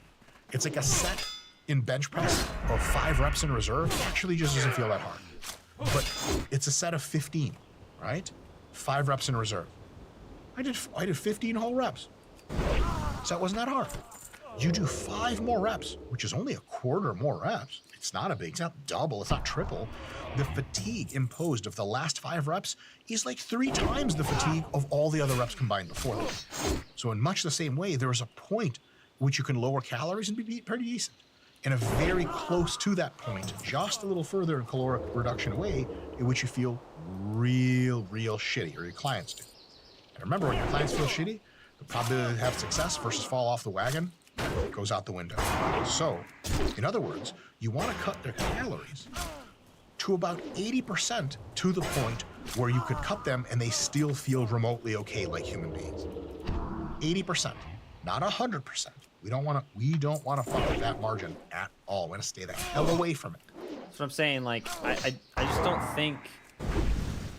I mean, if you're just, I don't know. I'm not a physical trainer. I never have been, but I just feel like a lot of people try to do all these things, like what he's saying. Count calories and all this. It's like, just go work out. Do an activity you like that's physical. If you like lifting weights, go lift weights. If you like riding your bike, go ride your bike. Do your kayak. Just go do something active where your heart rate's like above 100 for 30 minutes. Period. Anything. Go do anything active. And eat whole foods. And honestly, just lift a little. Just do some pull-ups and push-ups and curls and squats. For 15 minutes and eat whole foods. That's all. That's really it. That's all people need to do for the start. And then do that for a year. And your body's going to transform. Oh no, he's going somewhere else. And it's sustainable. It's something that you're going to stick with, I think. And if you can't stick with that, if you can't do that, you're not going to do all this. If you can't do that, if you can't do something physical for 30 minutes a day, something you enjoy, walking, running, cycling, swimming, tennis, pickleball, I could pick something. And then just eat whole foods. Like eat chicken breasts for dinner and not McDonald's. If you can't do that, then you're not going to do all this. Everything he's saying, you're not going to do any of that. That's way harder, what he's suggesting. So, this way you can do most of the caloric reduction, deficit creation, and fat burning with food reduction and not need to get into that really inefficient zone of excessive cardio. Cardio. You want to add activity or hold activity for clients in the, what I will call, moderate high zone of typical activity. What does that mean? Moderate high, we can even define a step count for it. Usually it's like 10,000 to 12,000 steps a day. For many people, not all. Moderate high means they're moving around more than the average person. You gotta move it. Whether it's formal cardio or step tracking, whatever it is, if they tell a coworker about their day, they're like, damn, you get out there, you do some stuff, you're always on the move. But it's not psychotic. They're not a pro athlete. They're one big margin away from that point. There is low activity, moderate activity, high activity, and then very high activity. You're just sticking just above moderate, just below high. They don't perceive their activity as very high. They're like, oh my God, my trainer's got me running around all day. But they're like, yeah, like I'm moving. It's that, it's like setting the stove to the simmer. It heats, but it's not burning anything in the house isn't burning down. That sort of level. This way, your clients never really bump in to excessive cardio-based fatigue because it's just not doing enough. But because you keep their burning at a moderate high level, combined with that.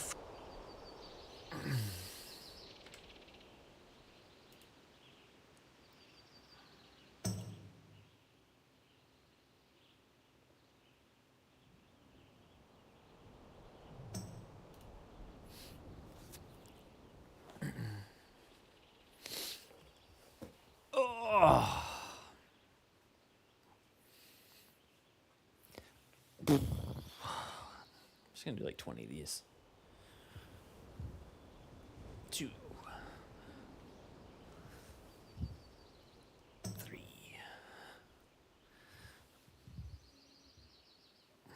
4, 5, 6, 7, 8,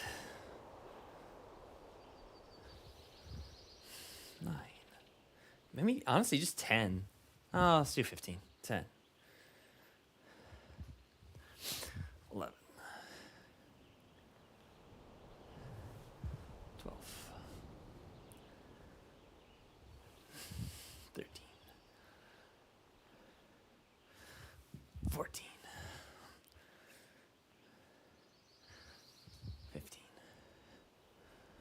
15. Yeah, should get moving. Get the heart rate going a little bit. Let's Throw a timer for 15 minutes. 15 minutes. Counting down. We're back at it.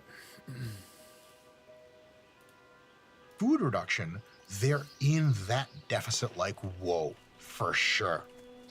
Because if you let them get moderate or low in the cardio, their deficit goes away. But if you just keep it moderate high cardio, it's sustainable, it's tractable, it's possible, and it's not terribly uncomfortable. As a matter of fact, it feels pretty good. You get a lot of stuff done. That's another brilliant thing. If you have your client crank their food down so much that they're unable to move, the productivity suffers in life. You're like, hey, Lisa, did you go get groceries for the kids? Because I was at a business meeting all day and I texted you. Lisa's like, yeah, Ron. We have kids? Oh my fuck, are you okay?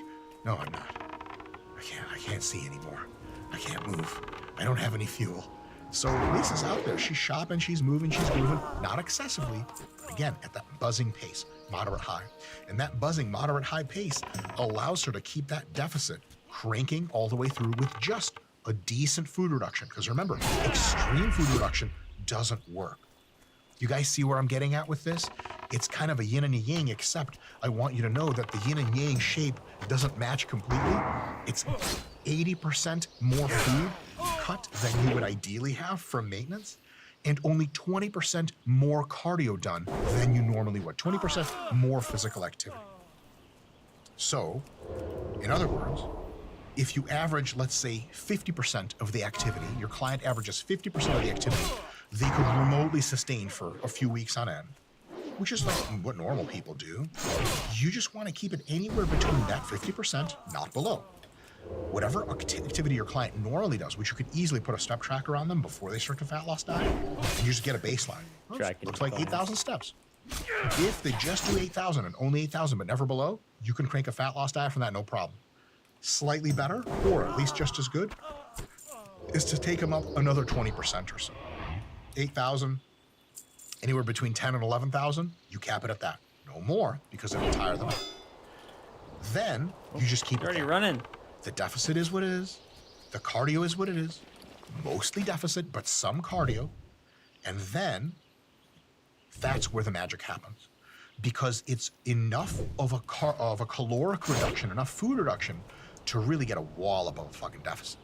However, it's also enough of a physical activity in position, or raising or maintaining a physical activity, that there's not this counterbalancing effect of like, well, I reduced my food, my steps went down, and now I'm not losing any.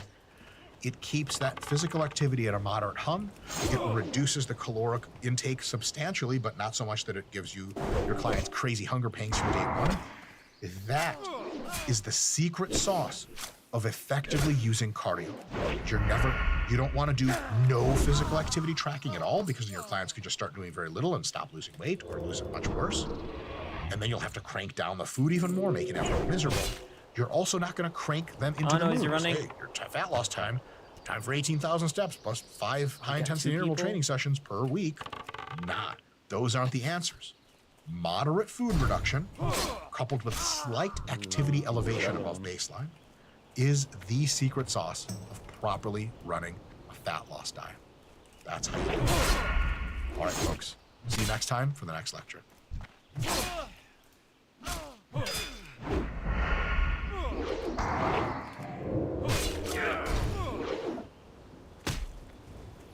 Man, they're so fast.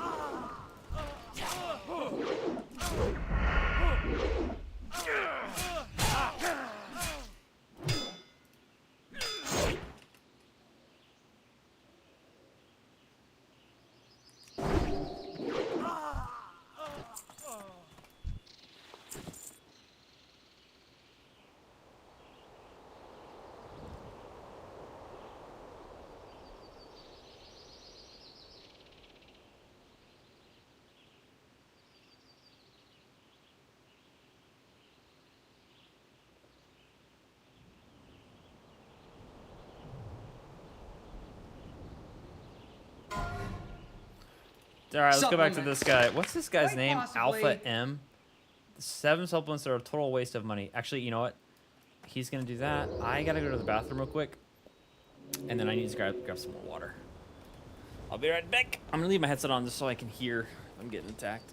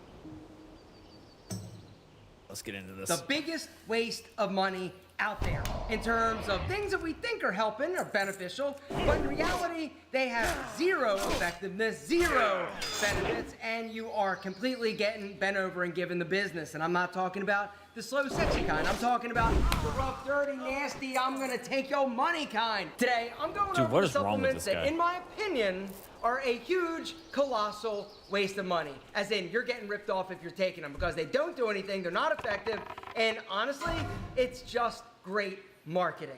Now, that being said, I do want to also go over some supplements that I do feel are beneficial, that I currently take, that I enjoy. I'm going to list those down below. They are going to be able to be grabbed over on Amazon. This is not, in any way, shape, or form, a sponsored video. Every time I do one of these videos talking about things I like or I use, everybody's like, sponsored, sell out. Like, no. This is just shit that I use that I'm going to share with you. All right? All the other things that I'm not in love with are things that I've tried, things that I've used, and things that I just don't feel are worth your money. When the reality is that a lot of these supplements are super expensive. The other thing I just want you to understand up front, if you take something, even if I say, yo, it's a waste of money, total bullshit, if you feel like it's doing something or you get benefit from it, keep taking it. Whether or not it's placebo effect or whatever, if you feel it is benefiting you and you think you're getting something from it, keep taking it. Don't worry about what I say. A few of the things that I feel are important to know before I get into this list. Number one, I used to own 3 nutrition stores before I got into YouTube. All right, when I first moved to Atlanta, I met a dude, we opened a nutrition store, and then we opened 2 additional ones. The other thing you need to understand is that supplements are not regulated the same way food is. And so they can make these wild claims in terms of the companies like, oh, it's gonna shred fat off you in like 2 days, right? And it's never actually having to be substantiated. And so a lot of times you are just simply leaving it up to the integrity of the supplement company, which is something you should never do, all right? Something else you should never do is simply listen to influencers or people that own supplement companies, because I'm not saying that they're lying to you, but they're incentivized to tell you that something will work even if it may not, just because they want to make their money. There's a lot of margin in supplements, and so there's a lot of money to be made. You just need to do your own research, all right? ChatGPT is a great resource, but don't listen to me. Even if I say some shit, just do your own research. That's the best thing I can recommend. So number 1 is BCAAs, or amino acid supplements. If you're eating a healthy diet that is full of protein, you don't need this supplement. Period. I think BCAAs are a big, huge, amazing waste of money. Number 2 is most fat-burning supplements, or things that are marketed as fat burners. Typically, they're just going to have caffeine. All right, Probably really it's bad going for to your heart, basically too. boost you up, get you real excited. Sometimes it might have some type of thermogenic. Yeah, the property thermogenic in stuff there, is but crazy. the reality is this, is that fat burners in general just don't work. They're not gonna like just melt body fat off you without doing the other things you need to do in order to basically burn body fat. Can they get you a little bit like more amped up? Yes. Can they raise your resting heart rate? Yes. But the reality is so does a cup of coffee. Which brings us to pre-workouts, which essentially are just caffeine. I feel like they are a waste of money, but I know that a lot of you guys are using them. Just be careful. Don't take them too late. If you feel like it's like amping you up or jittering you too much, then you probably should tone it down a little bit. Next up is most testosterone boosting supplements. There are micronutrients that we're going to talk about a little bit later in this video, but if there is a product that is basically a testosterone booster, typically it's going to have certain, nutrients in there. It's going to have, tribulus, it's going to have vitamin D, it's going to have zinc, it's going to have magnesium, but typically they are way like underdosed. In order to get the benefits from them, you really need to increase them, and in my opinion, take them like as individual supplements and micronutrients, like we'll talk about a little bit later. But most testosterone supplements, not only do they look pretty sketchy, they don't really work. HG boosting supplements or growth hormone boosting supplements. Again, most of these are complete and utter crap. Any supplement that basically claims that you have like an anabolic window, this is also something that is like super overhyped. Like if you have to take it within like 20 or 30 or 40 minutes, very like small, like anabolic window. If you take it here, if you miss this window, you're not gonna get the muscle building results that you would if you took it right here. This like 15 minute after you work, that's bullshit. Like complete bullshit. There is no such thing as like an anabolic window. Or if there is, it's much wider and broader than than these supplements are actually claiming. All right, just make sure you're getting enough high quality protein throughout the day. I would say shoot for 1 gram per pound of body weight. That's gonna give you enough of the good stuff, the building blocks of muscle, in order to keep you looking good and making progress. Synthetic vitamins. Complete waste of money, you're just peeing it out. Your body can't absorb it. What I'm talking about primarily is synthetic multivitamins. All those multivitamins that are like 1 a day, super packed with amazing like micronutrient like compound blends, right? Typically, these are gonna be super low quality and you're also not gonna be able to absorb them. You need to start looking for something like that, made with organic vegetables and herbs, or sourced from whole food concentrate nutrients or whatever. And what that means and is referring to is the micronutrient panel on the back. All of the micronutrients in a high quality multivitamin are derived from real foods, real vegetables, which is how your body is going to absorb them. A lot of the time when you find something like a Mega Man or a Centrum or like a 1 a day, like cheap, low quality multivitamin, they pack so much micronutrient into 1 pill or 2 pills. And the way that they get those is like if it's from iron, they're getting it from like iron ore as opposed to the iron that you find in like a spinach. And so it's very different and your body has a very difficult time absorbing nutrients that are synthetic. And last, but certainly not least, my boy glutamine, which I used to be like, glutamine, yeah, glutamine, you gotta take glutamine, right? You probably have enough glutamine in your body through a healthy diet. You're good on glutamine. In my opinion, it's kind of a worthless supplement. I know it's not technically like L-glutamine is not worthless, but the benefits from supplementing it in terms of recovery or muscle building, I really don't feel like it is worth the investment. Now, let's talk about some that are. All right, one, high quality protein supplement. All right, I love the brand Quest, but there are a lot of other amazing quality proteins out there. The deal is, guys, a high quality protein powder is, I think, something that is worth the money, because if you're trying to get 120, 30, 40, 50 grams of protein a day, it's difficult to do it from food alone, and so having some type of protein supplement is great. This is also amazing for post-workout. During that anabolic window, it's easier for your body to absorb and shuttle those amino acids to your muscles because it's already kind of like broken down. If you eat a chicken breast, your body has to break it down, process it, and then you start the absorption process. But protein, I feel, is definitely something you should invest in. Also, creatine. Creatine is one of those supplements that I absolutely love. I recently started taking it. I noticed some incredible benefits. The more research I do, this is definitely worth the money. And the beautiful thing is that it's not very expensive. It's super cheap. A high quality multivitamin is definitely something I would recommend every single one of you take. And the whole idea behind taking something like a multivitamin, it's kind of like a nutritional insurance program, right? You don't know if everything in there is being utilized or used or whatever, but you know that your diet isn't the best it possibly could. It's literally impossible to eat a perfect diet to get all the nutrients that you need in the recommended daily amounts that you need them. And so taking a multivitamin is a good baseline. Now, in terms of things like AG1 and the greens, I think these are decent products.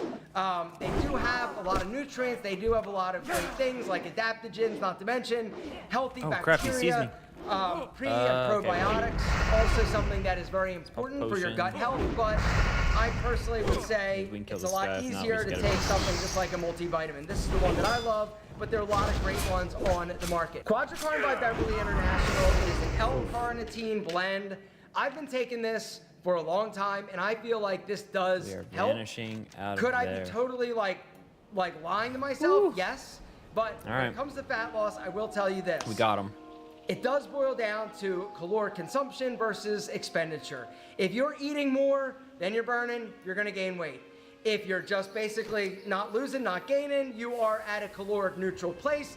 And if you actually want to start burning body fat, you gotta get your calories below the amount that you burn. We gotta hit that pump room, baby. I feel like the L-carnitine, from all the studies and research that I have done, it does basically help shuttle the fatty acids into the muscle to be used as energy. But just taking L-carnitine alone isn't gonna make you like see your abs like really quick. You gotta get the calories down. If you missed the video I did talking about how to get your abs to show in literally 14 days, I'm gonna link to that video down below. Something else that I take is a supplement for prostate health. Again, I believe in the micronutrients, all right? Salt palmetto, a lot of other ingredients or micronutrients do have a positive effect. It's been proven, it's been tested, it's been shown on your prostate. And prostate cancer is something that you can basically help mitigate by making sure that your prostate is healthy. So this I take every day. Something else is this product, a liver support product. Your liver takes a lot of abuse. Over here. And so for me, one of the things that I do, I will take a liver support supplement on a daily basis in order to really just help my liver heal and be as healthy as possible. I also take 5,000 IUs of vitamin D3 every single day. Vitamin D, essential for testosterone production and feeling amazing. Something else I forgot to mention. L-carnitine has also been shown to help naturally boost testosterone levels. Don't just take my word, Google it. Like ChatGPT, L-carnitine boosts testosterone. It's not just my opinion. That was one of the surprising things when I went to have my testosterone checked. They're like, it went up a lot. And I'm like, what have I changed? And then I started doing research and it was L-carnitine. Something else that I take, L-arginine. All right, nitric oxide, vasodilator, blood flow, Big Al, not to mention all of my arteries, all right? L-arginine, I take this every single day. I personally take 2,000 milligrams of vitamin C a day. It's an antioxidant. Antioxidant is basically helping your body protect itself from free radical damage, all right? Free radicals basically are all the things bad in the air, right? If you bite an apple, you set it there, it turns brown. That's all the free radicals damaging the healthy tissue of the apple. Same thing happens with us. And so vitamin C, it boosts your immune system. It does all sorts of incredible things, in my opinion. And that's the other thing. The bottom line is this. If you want to build the best body you can, work out, eat healthy, period. Take your protein, take your creatine, take your multivitamin. You want to supplement any of these others, I can go for it. But everything else, in my opinion, is kind of a Start a waste of timer money. for 15 There are minutes. certain products or nutrients that I feel are beneficial through the research that I have done. But again, I could be lying to myself. I just believe that they work. And a lot of times nutrition and supplementation is a lot like religion. It is faith-based. And so based on that, I'm gonna keep taking the things I take. But what about you? Are you wasting money or did I miss something? Down below, what's a supplement that you A, feel is worth the money, and B, feel like is a huge, colossal risk? That was a good video. That guy's not half bad actually. I like his content. I take multivitamins. I feel like I should stop though. Let's see. What men's multivitamin is actually good for you?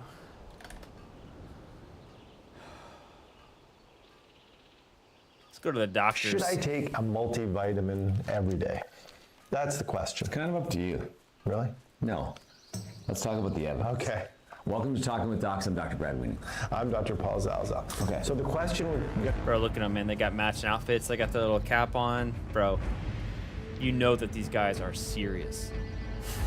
The address today is, should everyone be taking a multivitamin? There are tons of them out there. Yes, big business. Big industry. I think in 2017, it was like a $23 billion industry. Okay.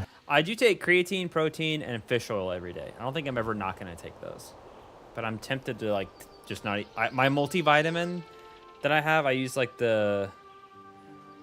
I can, like, see it. I just can't see it. It's like a GM Sport one. I don't know what it's called. What's it called? I have it right over here. Hi, Keith.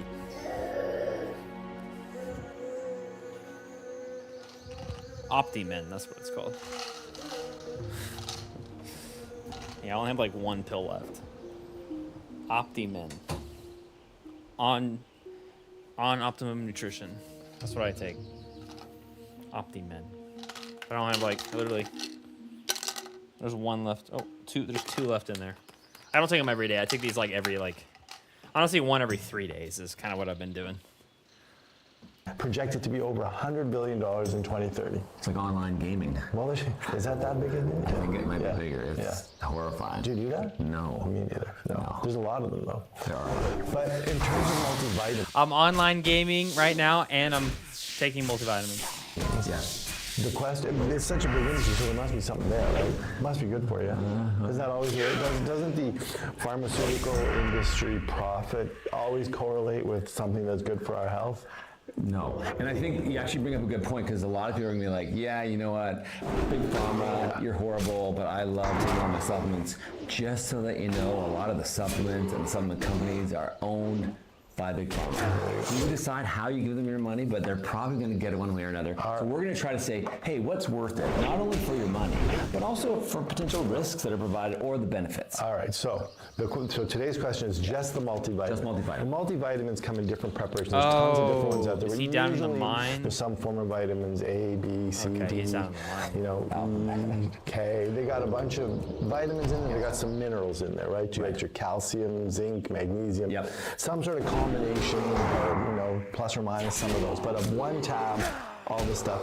And the concentrations of those vitamins and minerals are very, very, very low. And that was the thing for me that always didn't make a lot of sense. It's like, oh, you're taking this one pill that has like 3% of this, 4% of this, of your RDA. They're very... Yeah, it didn't make a lot of sense to me why it would possibly work. They're very low. But spoiler, there are some groups that can benefit, just so that you know, you can hang around till the end. There are some people that benefit. Well, we haven't told them that they benefit. Right. I'm just saying it's not for everybody. Yeah, okay. So should everyone be taking... Okay. Right. First of all, there was a good study, recent study, that looked at a bunch of people, and they asked them, how do you feel? Do you feel healthier taking the multivitamin? I know the answer to this question. And then already. they correlated it to actual objective measurements of if they're healthier, like less incidence of cancer, less incidence of chronic disease. And it turns out that, taking a vitamin makes you feel healthier. Right? About 30% of the people. Which is interesting, that number. Yes. It's a magic number. It is a magic number, what's called the placebo effect. It's about 30% of people, if you give them something, tell them that it's going to help them, and then ask them afterwards, 7 out of 10 people are going to feel better. Yeah. So oddly enough, that perception of feeling better and healthier didn't correlate with objective measures of feeling better or healthier. Okay, so they didn't find a lower incidence of chronic disease or things like that. Yeah. Oh wait, before we go any further, leave a comment if you take a multivitamin, what your thoughts are, if you think it's a shame. Leave a comment. Yeah, and if you don't like looking at the bags under my eyes, why don't you listen to us on the podcast? Okay, so that kind of explains why this is such a big industry. That's why people are using multivitamins, even if we can't really prove that they're good for everyone to take, because everyone who takes them, or a good chunk of the people who take them, feel better taking them. Right. Okay. Having said that, let's look at, did you find any evidence for the average person, middle-aged person, taking a multivitamin for reducing the chance of dying, overall mortality? No. Incidence of cardiovascular disease. So heart attack, stroke? No. Dying from heart attack or stroke? No. Cancer? Let's keep it going with no. Okay. Any chronic disease at all? I would say for the average healthy person that has a relatively healthy diet, the multivitamin does not provide you protection against those conditions. That's sort of what the evidence is saying now. The evidence says you'll feel better and taking them, feel like you're healthier. However, you objectively can't measure. And so what I would say though is that because these aren't typically randomized control trials that are run for decades and decades, it doesn't mean that they can't help you. We've talked about this before. If a study says that taking supplement A does not prevent disease B, it doesn't necessarily mean that's 100% true. It just means it hasn't been proven. So people get really angry in the comments. Sometimes we did a video about something and we said, hey, this hasn't been shown to work. And people are like, well, it works for me. Yeah, but A, your anecdote is not evidence. Oh, and they run? Thing. No, but dude, B, I'm not ready for this. It doesn't mean that it doesn't work. It just means someone hasn't proved that it's worked. I am not ready for this. So you can make a decision for yourself. And that's a great point. We just can't prove that it works yet. But there is no evidence yet saying it will. But there are some people who there is good evidence that, this does help you. Taking multivitamin is strongly recommended. Right. Okay. let's look at those groups of individuals. The first one that I would say is pregnancy. Okay. In pregnancy, and I'm not an OBGYN by chance, and I've never been pregnant. However, I do know that there is good evidence to support taking a multivitamin, especially one with over 400 units of folic acid, is important to do during pregnancy. Right, primarily to reduce the risk of neural tube defects. Yes, in the infant. Proven, not negotiable. This is very beneficial. And I think the other thing about pregnancy is that it's such a unique condition, or you're literally growing another human inside of you. Your needs go up, and sometimes you cannot meet them through your diet. I think there's even some evidence to show that it might reduce the incidence of pediatric cancers in the child if the mother takes the. Okay. So definitely that group, there's good evidence that you should be taking some kind of vitamin, especially folic acid. Okay. Number 2 for me is older patients. Yeah. So as we get older, a bunch of things happen. Our ability to absorb nutrients from our food goes down. Often the amount of calories that we take in, our appetite goes down. Our ability to chew our food reduces. So a lot of things are kind of working against you to prevent you from getting the vitamins and minerals that you need. So older patients, there is benefit that they might. Yeah. My definition of older goes up every year too. Yeah. Every year that I age, my definition of what's older goes up. What are you talking about when you say older individual? So I turned 55 this year, so it's like 56 and above. Okay. Older is 1 year older than I think that's 55. He looks great for age plus 55. 1 is older. So I agree, older individuals. I would also say people with a limited or restrictive diet of some kind. I'm not looking at you. I'm thinking about you, but I'm not looking at you. Because if you restrict your diet for voluntary reasons, or because you have to have some dietary restrictions because of a medical condition or something like that, then yes, a multivitamin makes sense because you can't get all those vitamins you need from the whole foods that you're eating. Right, so I'm a plant-based eater, and so for a lot of people, particularly B12 is probably one of the biggest concerns, because normally B12 is made by bacteria that's in the soil that then is passed on to the animals that people consume, so that's how they get their B12. Having said that, there is some concern that with large-scale farming and antibiotics in the animals, that the soil has less of those bacteria, so then subsequently less B12, so that the animals actually are having less B12. So even as an animal product eater, you might have B12 issues as well. But I'd say B12 for sure, and yes, I'd say if you're more restricted, you have to be more intentional about what you eat and more cognizant that a supplement might be appropriate. Okay. Yeah. So we talk about older people, pregnant people, limited diet, Brad people, and what else do we got? Okay, so number 4 is people with formal malabsorption syndromes. If you have some sort of medical condition that does not let your GI tract absorb the nutrients that you need, then multivitamin may be helpful in that sense. Yeah, so maybe you've had surgery, maybe you've had part of your colon removed, maybe you have a gastrointestinal condition that prevents absorption because of an abnormal lining of your colon. There's a host of them. And the last one I would say is if you do not have access to food for various financial constraints, geographic constraints, or whatever it is, if you do not have food availability that allows you to eat these variety of foods, then a multivitamin may help you as well. And I think we have to say right now, I know you feel the same way, we strongly feel that it's better to get your nutrients, your vitamins, your minerals from whole foods rather than trying to get it from a pill. Agreed. By far, it's way better to do that. And all the guidance that we see from health organizations to get your nutrients from your food instead of a pill. But in those 5 situations, it might be beneficial to take a multivitamin. And to your point, I think for 2 reasons. One, because I think it's often absorbed better, but also our bodies have a better way to regulate it when it comes in as food, rather than taking mega doses of supplements. Yeah, and we don't fully understand it, but like a vitamin that's present in a whole food might get absorbed better because of all the other things in that whole food than just taking just that one. Yeah, no, for sure. Anything that you would eat, like that's a naturally occurring substance that's been here for thousands of years, is going to be better than an artificial pill, of course. One chemical. Having said all that, I take a multivitamin. I knew you were going to say that. I do. I know that's Okay, wait a minute. The doctor takes a multivitamin. I don't take a ton of supplements, stuff like that, but multivitamin a day is one of the things I do. Yeah. Our ophthalmologist we had once said, do they recommend for the eye? Yes, so vitamin A, and that's actually, maybe it lends into a future video all about vitamin A, but yes, can cause dry eye, can even lead to permanent blindness and loss of night vision if you have vitamin A deficiency. Do you take a multivitamin? I do not, but to be honest, I was researching vitamin A yesterday, and I'm not sure. Well, too much vitamin A is toxic. That's You right. gotta be careful. It's a fine balance. Multivitamins are safe to say, like we said, that the amount of stuff in them is very low, so it's hard to get toxicity if you take it as recommended on the bottle. Yeah. But there are some vitamins that if you take too much of aren't good for you, especially some of the ones that are not water soluble, A, D, E, K. Those are fat solubles, but those can accumulate in your body, so you have to be careful with those. Now you know. If you like this video, please like it, subscribe to our channel, share it with a friend, leave a comment about your experience. I like how they're like trashing on multivitamins, and then the guy's like, I take a multivitamin. That's great.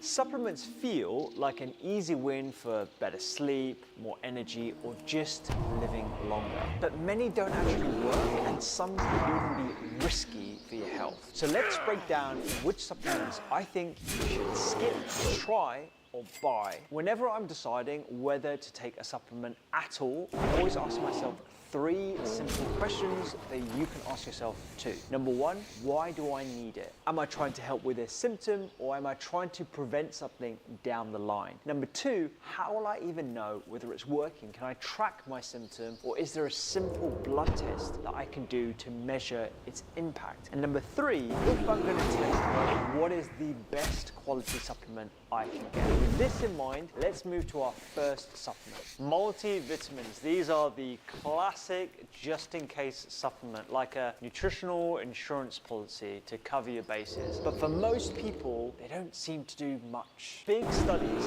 haven't shown any benefit for living longer or protecting against major diseases like heart disease. And my big issue with multivitamins is the false sense of reassurance you get. I took my multivitamin today, so I don't really need to worry about my diet. And this is not the way we should be thinking. And in some people, like smokers or those with pre-cancerous conditions, high doses of certain vitamins that you find in multivits, like vitamin B6, have actually been linked to a slightly higher risk of cancer. So these aren't harmless across the board, especially in large amounts. There are a few cases where they might be beneficial, like if you're recovering from surgery, you have a very limited diet, you're older, at risk of deficiencies. But even then, I would say you're usually better off with targeted supplements and adding more nutrient-dense foods to your overall meals. My verdict, I would say skip unless you've been advised to take one, and focus on the real nutrients which are in whole foods first. Creatine.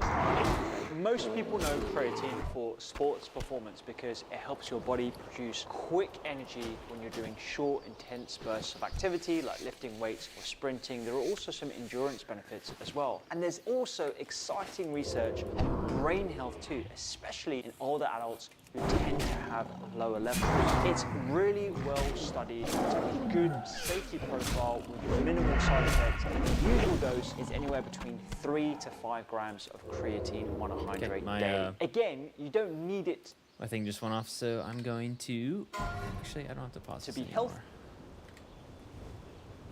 Healthy. Your body naturally makes creatine, and you can also get some extra sources from meat and fish. My verdict is this is a try, particularly if you exercise regularly. There is emerging evidence that vegans and vegetarians could also benefit from having this because you don't get it from your diet, and older adults to protect their brains. NMN, NAD+, and other brain boosters. On the topic of brain health, I've seen a lot of supplements with big price tags and bold claims. NMN is one of those supplements that sounds exciting on paper, and it's a type of vitamin B3 that helps your body make NAD+, which drops as we age. But all these claims you see on labels are based on theoretical mechanisms or studies in mice. There is no solid evidence behind them in human trials, and we have no idea what it does long term. My verdict, it's a big skip.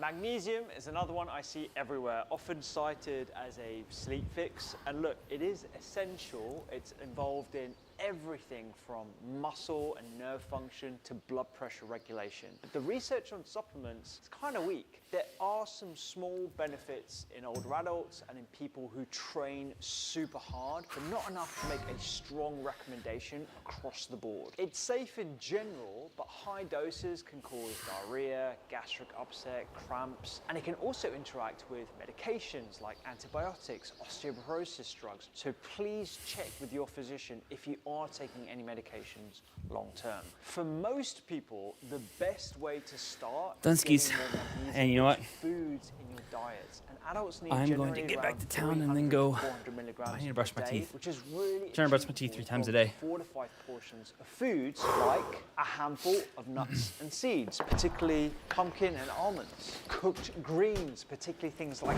kale and spinach, wonderful sources. Edamame beans, even black beans have got magnesium, and whole grains. I know grains get a bit of a hard time because they're carbohydrate dense, but they also contain nutrients, particularly things like quinoa, which is a pseudo grain. My verdict is try, if you're training really hard, if you're older, or if you struggle to get these kind of foods in your diet, but I would optimize your meals first.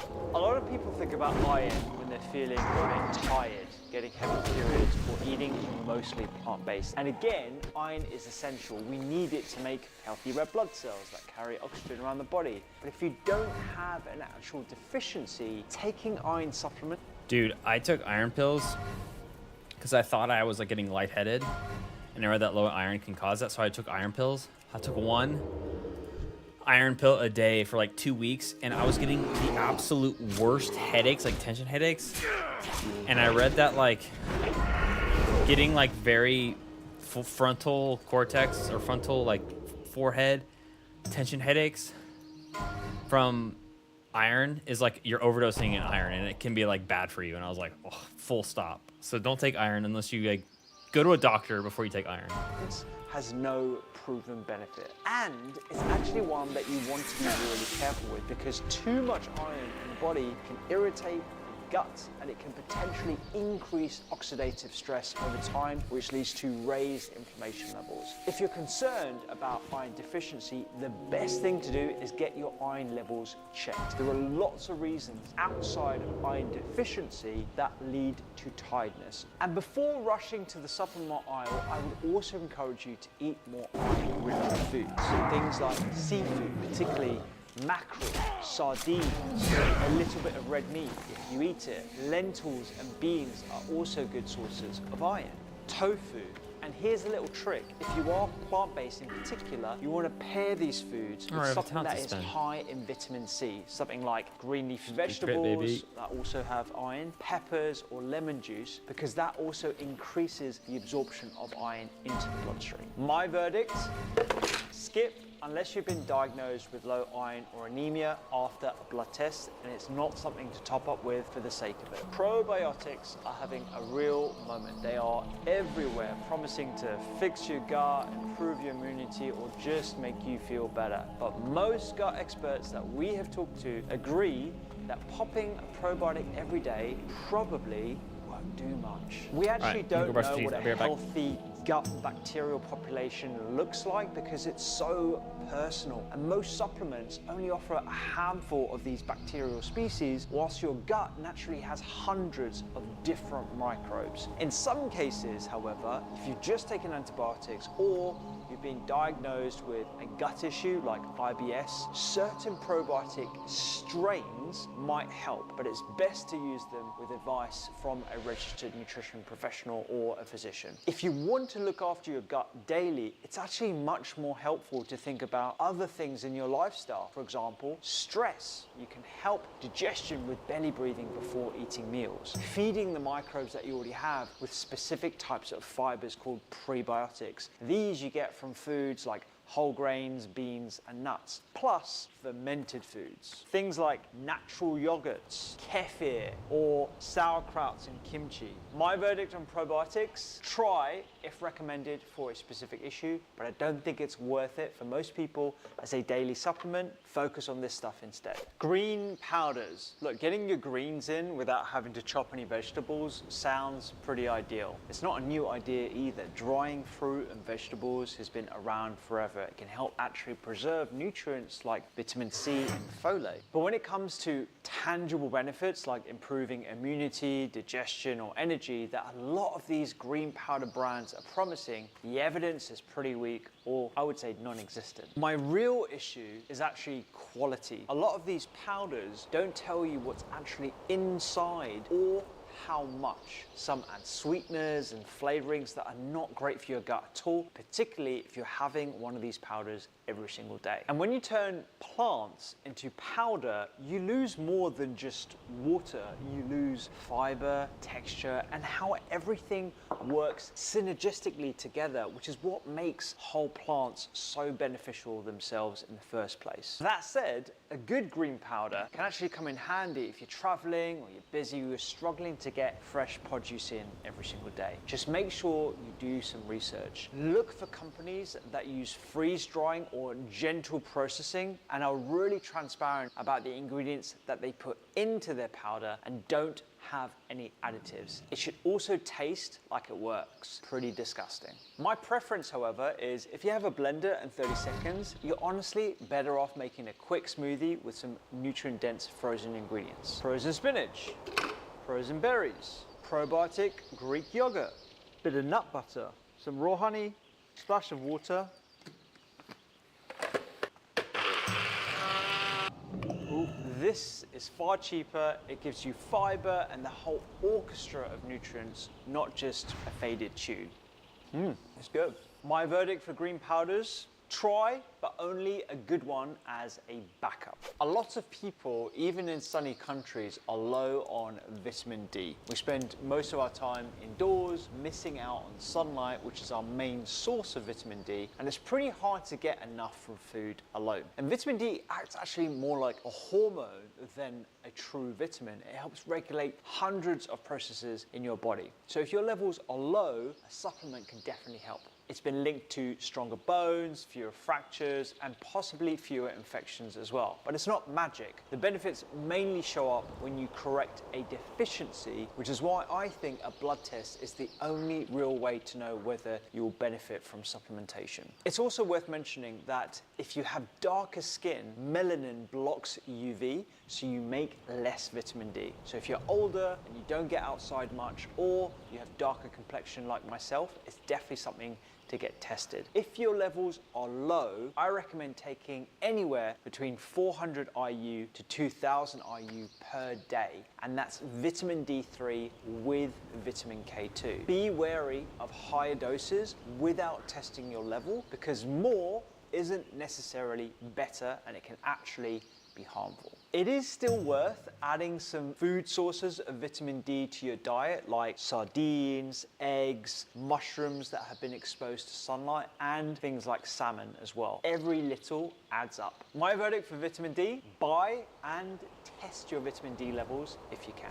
Omega-3. Now, the best evidence we have is for heart health, but there may be some extra benefits for brain, mood, and even inflammatory conditions. Now, if you're eating oily fish 2 to 3 times a week, like salmon, sardines, mackerel, anchovies, you're probably okay. But if not, I would say a supplement is probably worth it. However, there's debate around how much omega-3 is beneficial. Most people aim for around 250 to 500 milligrams of EPA and DHA every day. But if you're after specific benefits, closer to 1 to 2 grams is probably better. If you can, test your levels with an omega-3 index blood test. Ideally, you want it over 8% for heart and brain health benefits. And one other thing to watch out for is not all fish oils are good quality. Some can be oxidized, rancid, and not contain what they say.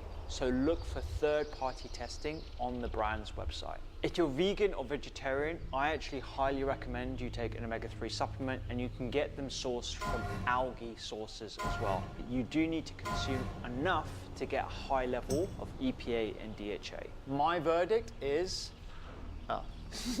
it's a buy, as it's hard to get over a gram of EPA and DHA from food alone. Protein powders. Now, the more I've looked into the research on protein, the more I'm convinced that many of us could do with a little bit more, especially as we get older. Protein powders can be a handy top-up, especially if you're busy, training a lot, or just not eating enough to meet your needs. Nope. There's good Sorry, I evidence got some that watered they down can orange build juice, muscle freshly squeezed and myself. maintain it, especially alongside strength training. And some that nuts. said, a lot of protein powders are ultra processed. They contain artificial I sweeteners. haven't got all gums, the grip of death emulsifiers, is and tightening quality around the town of all over the Hillsbrad. place. The battle Certainly not goes something that I well. would recommend The you humans of consume every Hillsbrad have been single day. putting So up if you do use unexpected them, resistance. flip the pack The or problem tub appears over to be and that the read townsfolk label. are being Always armed look by the for local third-party blacksmith. testing that's on the We brand's need to website. shut down That is all your best supply bet lines. for avoiding Your mission will be contaminants to like heavy execute metals blacksmith that plague Barrington, lots of protein slay his powders. apprentices But really, as the well, healthiest way, while I there believe, bring is to back a get shipment of protein iron from their through stockpile. whole foods. It The could be supplies will protein come in snacks handy like when we are done with the Greek yogurt conquering of with Hillsbrad berries, and begin nuts raising and South seeds, Shore. particularly peanuts, Precious skulls, so pistachios, beautiful. and I things owe like you as promised, shelled hemp adventurer. seeds, which are really high in protein. You could also try snacks like boiled eggs and hummus as a way to just bump up that protein number. And some of my favorite plant-based sources of protein are edamame, tempeh, and of course tofu. Poultry, fish, and lean red meat are obviously good sources as well. So my verdict is try protein powders when you can't get enough from food. Use them as a top-up, not as your main protein source. We've covered a lot of supplements, the list could go on, but what I'm really excited about are the potential for whole food supplements. Instead of isolated nutrients, you're getting a full spectrum of things like fiber, healthy fats, proteins, and polyphenols, all working together for your gut, your heart, and your brain. It's sort of like using the full toolkit instead of just one screwdriver. So for example, for energy and focus, you've got cacao. It's my go-to. It's full of flavonols that help with blood flow to the brain. It tastes delicious. It also has a prebiotic effect, which is great for your gut health, and it's a source of protein as well. I use this in lots of different recipes. Specifically for gut health, I'm always looking for flaxseed and psyllium husk. They give you tons of fiber, and there's evidence that it can improve digestion, feed your gut microbiome, and even reduce cholesterol as well. For inflammation and joint health, turmeric, as well as other spices, work gently but powerfully, especially when you pair it with black pepper. For immunity and antioxidant support, frozen or freeze-dried berries like bilberry, blackcurrant are packed with these plant chemicals, polyphenols, and vitamin C. And these are fantastic at not just reducing inflammation, but also supporting your gut microbes as well. For sleep, something that I get asked about a lot, instead of relying on supplements or even food, I think habits matter the most. Stick to a regular bedtime, keep your room cool and dark, cut off caffeine before 11 a.m., eat an earlier dinner, and remove digital devices at least a couple of hours before bed. If you do that consistently, it will be better than any sleep supplement and even some medications as well. If you think we've missed out on any supplements, let us know in the comments. gosh, and really? the best thing about whole foods, in my opinion, is that they slip into your day without you even noticing. Like these 3 high protein breakfast recipes that I swear by. They're absolutely delicious and they're so easy to make whilst packing in over 30 grams of protein per serve.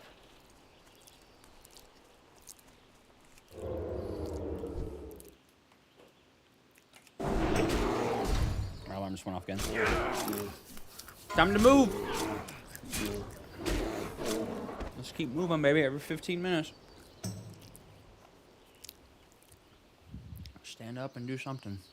Oh, wait, we need to do things. Boom. Sardines, avocados, prawns, hummus, red meat, and fermented beetroot. These are all foods that Fermented you guys suggested beetroot. in the comments of my previous video Fermented about the beetroot. healthiest Did y'all hear foods that? I eat every week. And a lot of you seemed genuinely surprised that some of them didn't make the original list. After that video went out, the comments literally exploded with people sharing their own favourite foods, asking why I hadn't included certain things, and in some cases, arguing quite passionately about whether red meat belongs anywhere near a list of healthy foods. So in round 2 of this series, I want to go through 11 more foods that I eat pretty much every week. Some of which you actually suggested, but others that haven't been mentioned yet and probably should have been. Number 11 may turn a few heads, and a lot of people may disagree with it, but just bear with me on that one, because the reasoning matters more than the initial reaction. Just a little bit. And if you stay until the end, I'll A share little bit of one movement, fruit that's all. that I eat at least twice a week that's incredibly healthy, but if you're taking certain medications, particularly statins, blood pressure medication, or immunosuppressants, you absolutely should never eat it. My name's Dr. Alex, and over the last 10 years working in emergency departments, I've become obsessed with the patterns and the data behind living longer and living in genuinely good health. What I want to do is share the insights that I've gathered over those years, and hopefully teach you something that in this day and age, our doctors simply don't have time to explain, or they don't understand themselves. In return, all I ask is that by the end of this video, if you've learned something useful, then please subscribe to the channel. It means so much, and it helps this channel grow and reach more people like you. Starting at number 11, we have blackberries, and the reason these make the list has everything to do with their colour. The general rule in nutrition is that the darker the fruit or the vegetable, the higher the concentration of beneficial compounds, and blackberries are one of the darkest berries that you can actually find. That deep purple-black colour comes from something called anthocyanins, which are a type of polyphenol that has powerful antioxidant and anti-inflammatory effects. What makes anthocyanins particularly valuable is that they can cross the blood-brain barrier, which means they have direct access to your brain tissue and can protect against oxidative stress in areas that are critical for memory and cognitive function. The thing about dark-coloured fruits and veg is that the pigments themselves are often the compounds doing the work.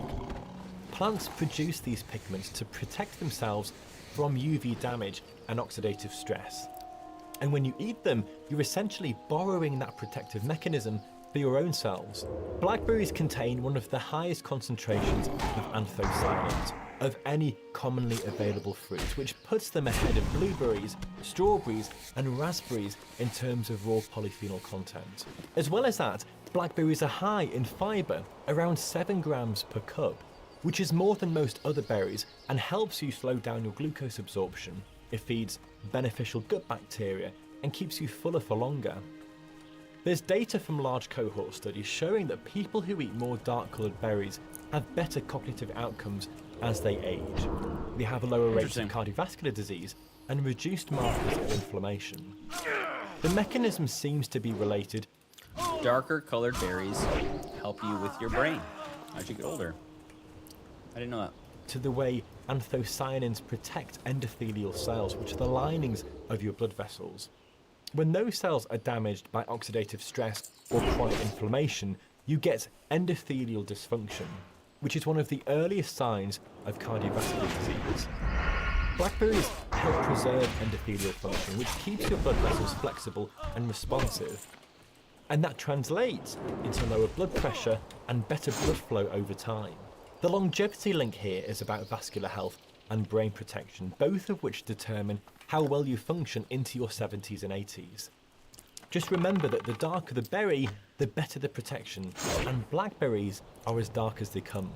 Moving on to number 10, we have sardines, and the easiest way to eat these is just tinned with olive oil. Now, I know what some people are thinking.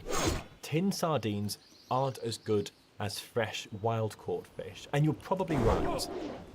But for most people, the difference between eating tinned sardines regularly... Has anyone ever actually eaten sardines? I've never eaten them, ever. And not eating any oil of fish at all is so enormous that worrying about whether they're wild-caught or farmed is missing the point entirely. And clearly there's an ecological aspect to this as well, but the average Western diet contains almost no omega-3 fatty acids, and tinned sardines are one of the most affordable and convenient ways to fix that gap. What makes sardines particularly valuable is that they are small fish, which means they're low on the food chain and accumulate far less mercury and other toxins compared to larger fish like tuna or swordfish.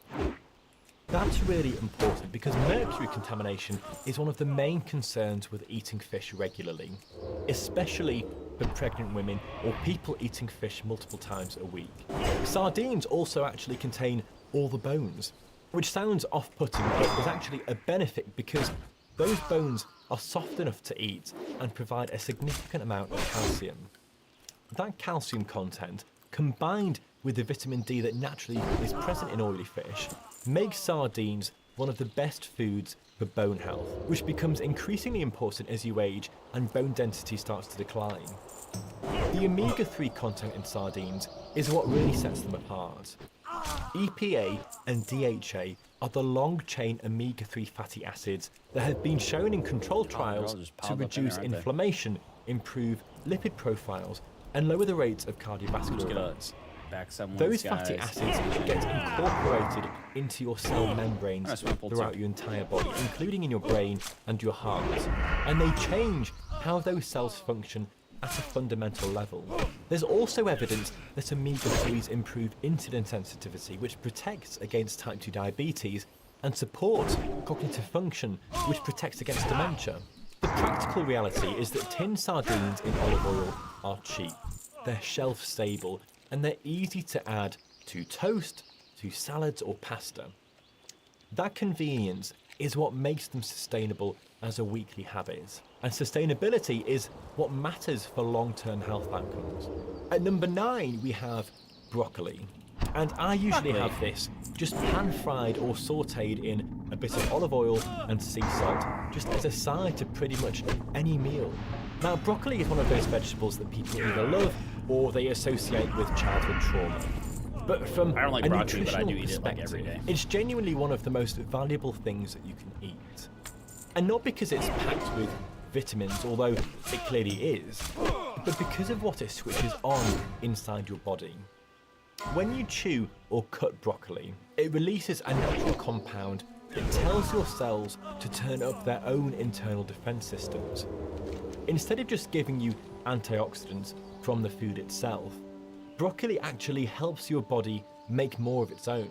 That's really important because your built-in protection systems are far stronger and more effective than anything you can get from a supplement. In practical terms, this helps calm inflammation, it protects your DNA from damage, and supports the body's ability to neutralize harmful substances before they cause problems. This is one of the reasons broccoli is consistently linked to lower risk of cognitive disease in long-term studies. Broccoli also supports your liver, which is your body's main detox organ. Every day, your liver processes medications, pollutants, hormones, and waste products. The compounds in broccoli help those systems run more efficiently, which becomes more important the longer you live and the more exposure your body accumulates over time. On top of that, broccoli is high in fiber, which feeds beneficial gut bacteria, and it provides key nutrients like vitamin C, vitamin K. Broccoli has and vitamin folate. C in it? All of them essential for immunity, for bone health, and healthy cell repair. From a longevity perspective, broccoli isn't about one single nutrient. It's about protecting your cells, reducing long-term wear and tear, and supporting the systems that keep you functioning well as you age.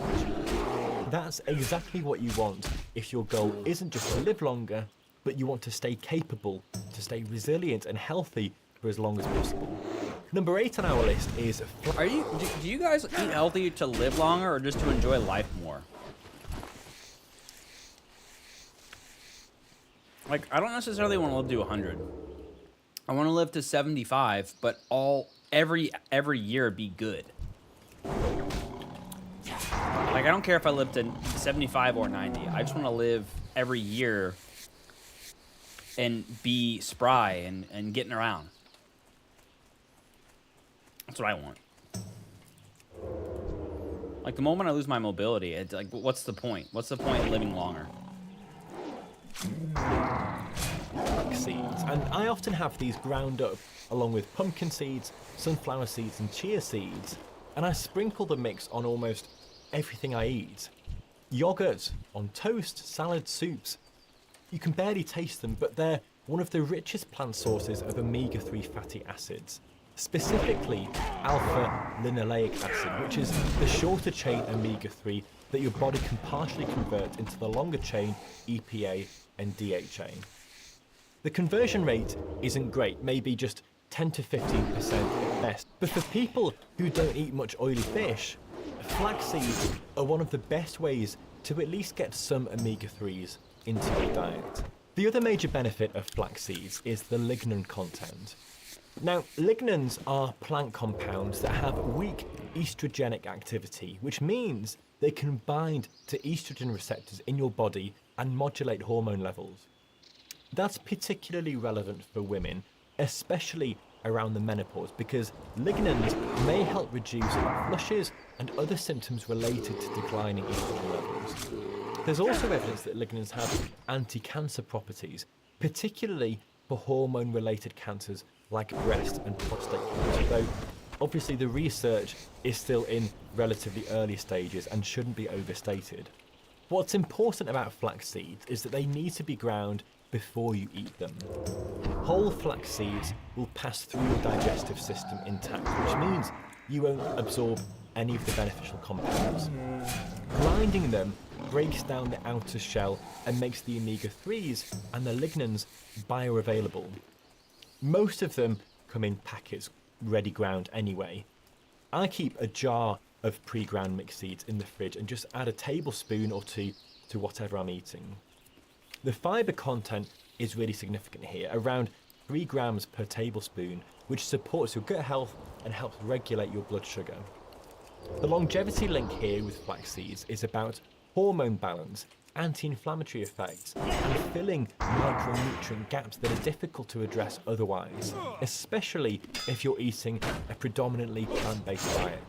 At number 7, we have celery, but also cucumber, carrots, and hummus, which, yes, is technically 4 foods, but I'm counting them as one because I eat them together as a pre-dinner snack, almost every night. I already killed everyone in there, but I I forgot to actually grab got something this that I tip need to from do for a quest. patient I saw a few years ago in They're the still A&E. dead in there? He was in his 60s and looked genuinely remarkable for his age.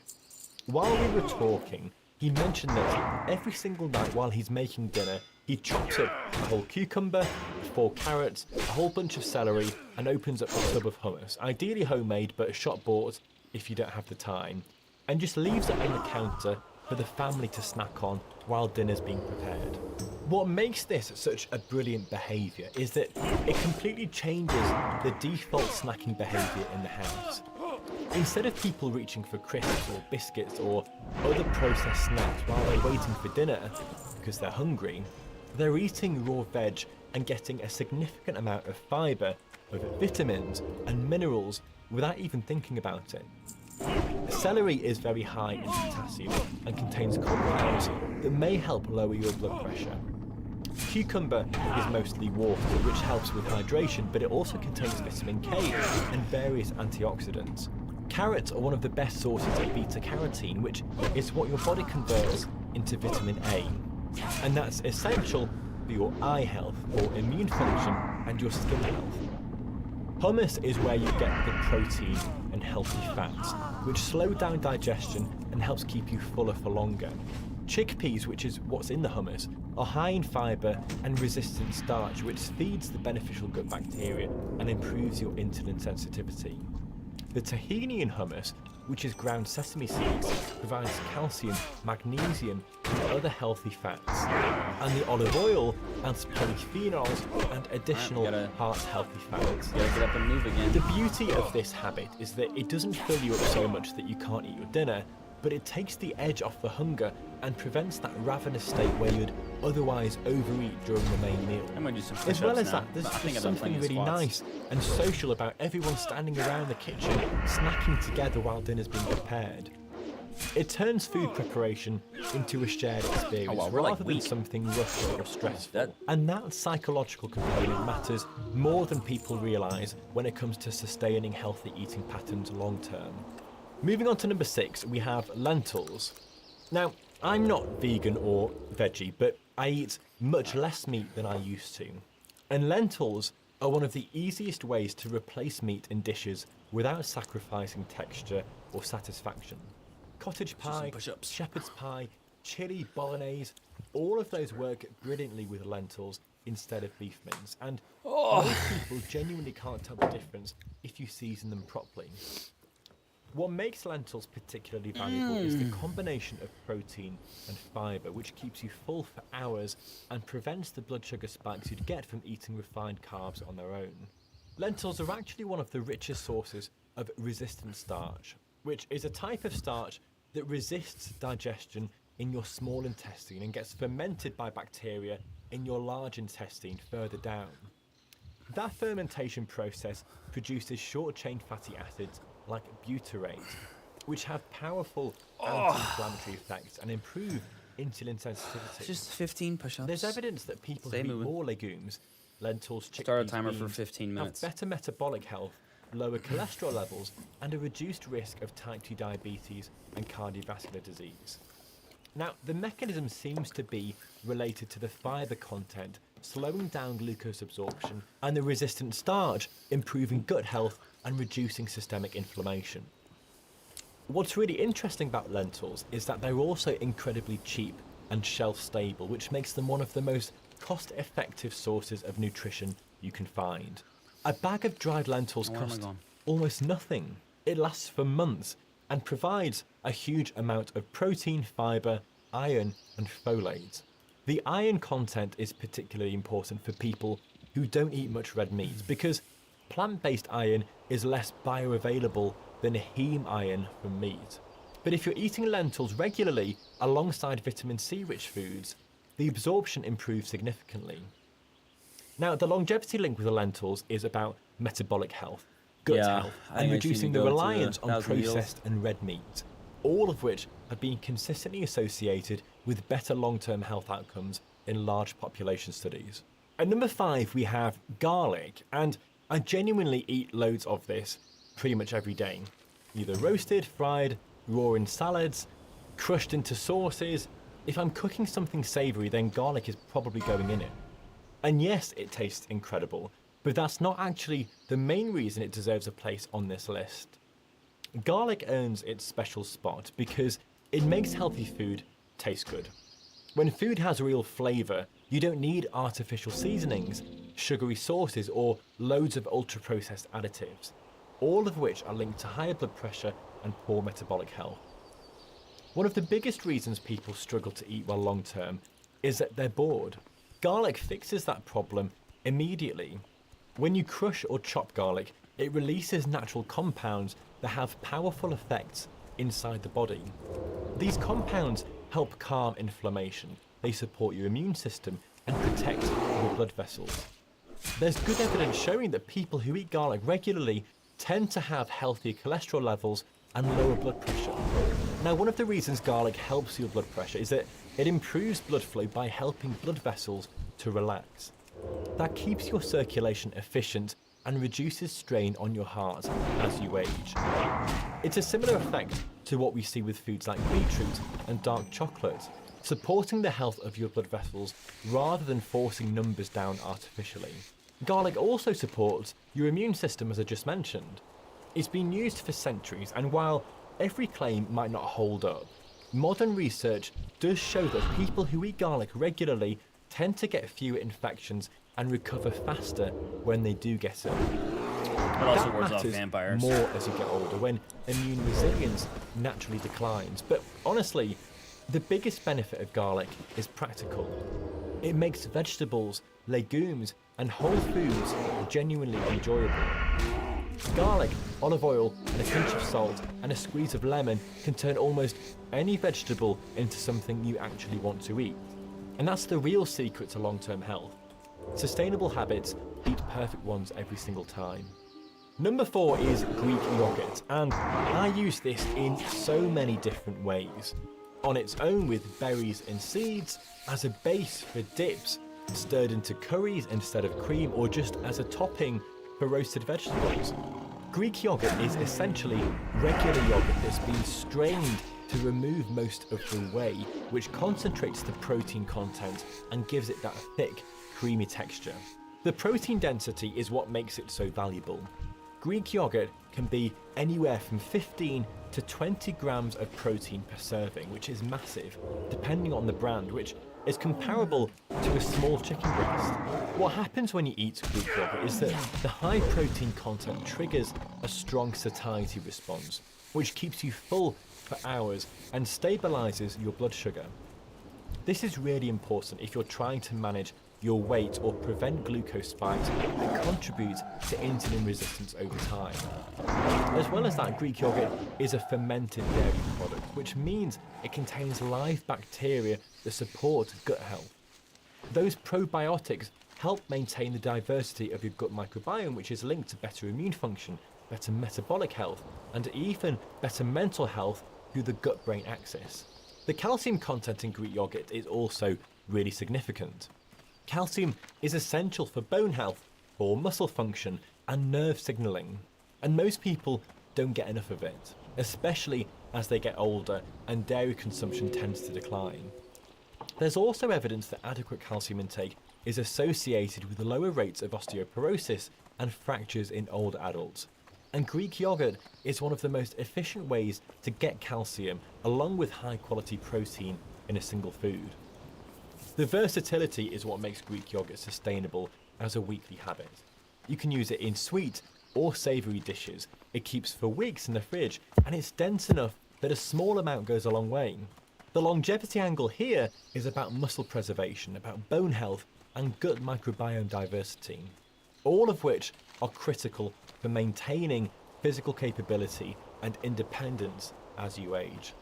At number 3 we have rocket, or if you're across the pond, arugula, which I often eat as a simple side salad dressed with balsamic vinegar and extra virgin olive oil.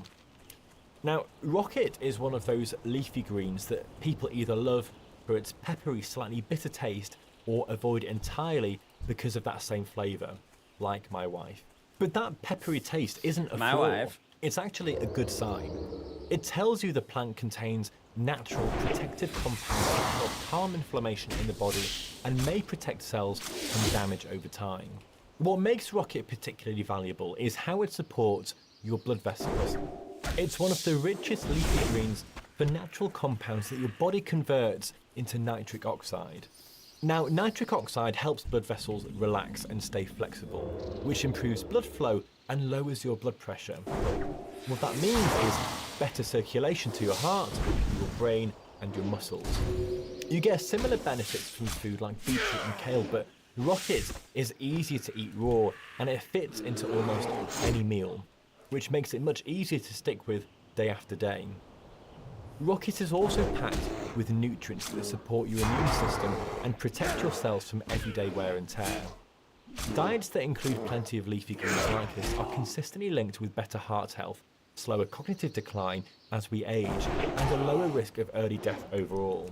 That's not because of one magic nutrient, it's the combination of plant compounds working together to reduce inflammation and support healthy blood vessels. But the real beauty of rocket, or arugula, is how easy it is. It takes less than a minute to prepare. Throw it on a plate, add a drizzle of olive oil, a splash of balsamic vinegar, and you're done. There's no cooking, there's no effort, there's no planning. That simplicity, as with the other foods, is exactly why it works. Health isn't built from complicated routines. It's built from small habits that you repeat for years. And rocket is one of those habits. At number 2, we have chickpeas. And I often have these roasted with leeks, garlic, mustard, Greek yogurt, sometimes with chicken nestled amongst them, or just in a simple curry with spinach and tomatoes. Chickpeas are one of those foods that's unbelievably versatile and nutrient dense, but somehow doesn't get the attention it deserves. The combination of protein, fibre, and resistant starch makes chickpeas one of the most satisfying foods that you can eat, which means they keep you full for hours and prevent the blood sugar crashes that lead to cravings and overeating later in the day. What's really valuable about chickpeas is the impact they have on your metabolic health. The resistant starch in chickpeas resists digestion in your small intestine and gets fermented by bacteria in your colon, producing these short-chain fatty acids that help to reduce inflammation and improve insulin sensitivity. There's data from controlled trials showing that people who eat more legumes, chickpeas, lentils, beans, they have better blood sugar control, they have lower cholesterol levels, and a reduced risk of cardiovascular disease. This isn't just observational data, it's been validated. Here's my thing about this. people who eat McDonald's don't eat chickpeas, right? So is it the fact that they're eating chickpeas, or is it that people that eat legumes and chickpeas, like that's like, I don't know. I was born in Texas. Like, that's not part of our diet. We either are eating like meat, or like the typical American diet is just eating fast food. So it's like, is it the chickpeas, or is it that people eat chickpeas don't eat trash food? I don't know how else to say it. Like it's not there's nothing magical about chickpeas. It's just people who eat that, or lentils. People that behave that way or eat that diet don't eat trash. I don't know. I don't know if I'm making sense. Stated in randomized controlled trials, which is about as strong as nutritional evidence gets. Chickpeas are also one of the richest plant sources of folate, which is essential for DNA synthesis and repair. Folate deficiency is really common, and it's linked to increased cardiovascular disease risk, cognitive decline, and poor pregnancy outcomes. And most people eating a Western diet don't get enough of it. As well as that, chickpeas are high in magnesium, iron, and zinc, all of which are minerals that large proportions of the population are deficient in without realizing it. I don't really care about spirit. The iron content is particularly relevant for people who don't eat much red meat, and pairing chickpeas with vitamin C-rich foods like tomatoes or peppers significantly improves iron absorption, just like lentils that we talked about earlier. The longevity link with chickpeas is about metabolic stability, about gut health, and about filling micronutrient gaps that are difficult to address otherwise, especially if you're reducing your intake of animal products. And finally, at number 1, we have steak. And I know this is going to cause controversy. Number 1? The thing is, though, in the Western world, most people eat a huge amount of processed meat. Bacon, sausages, ham, salami, pepperoni. I used to eat a lot of these, and they taste incredible because ultra-processed food has been engineered to be hyper-palatable.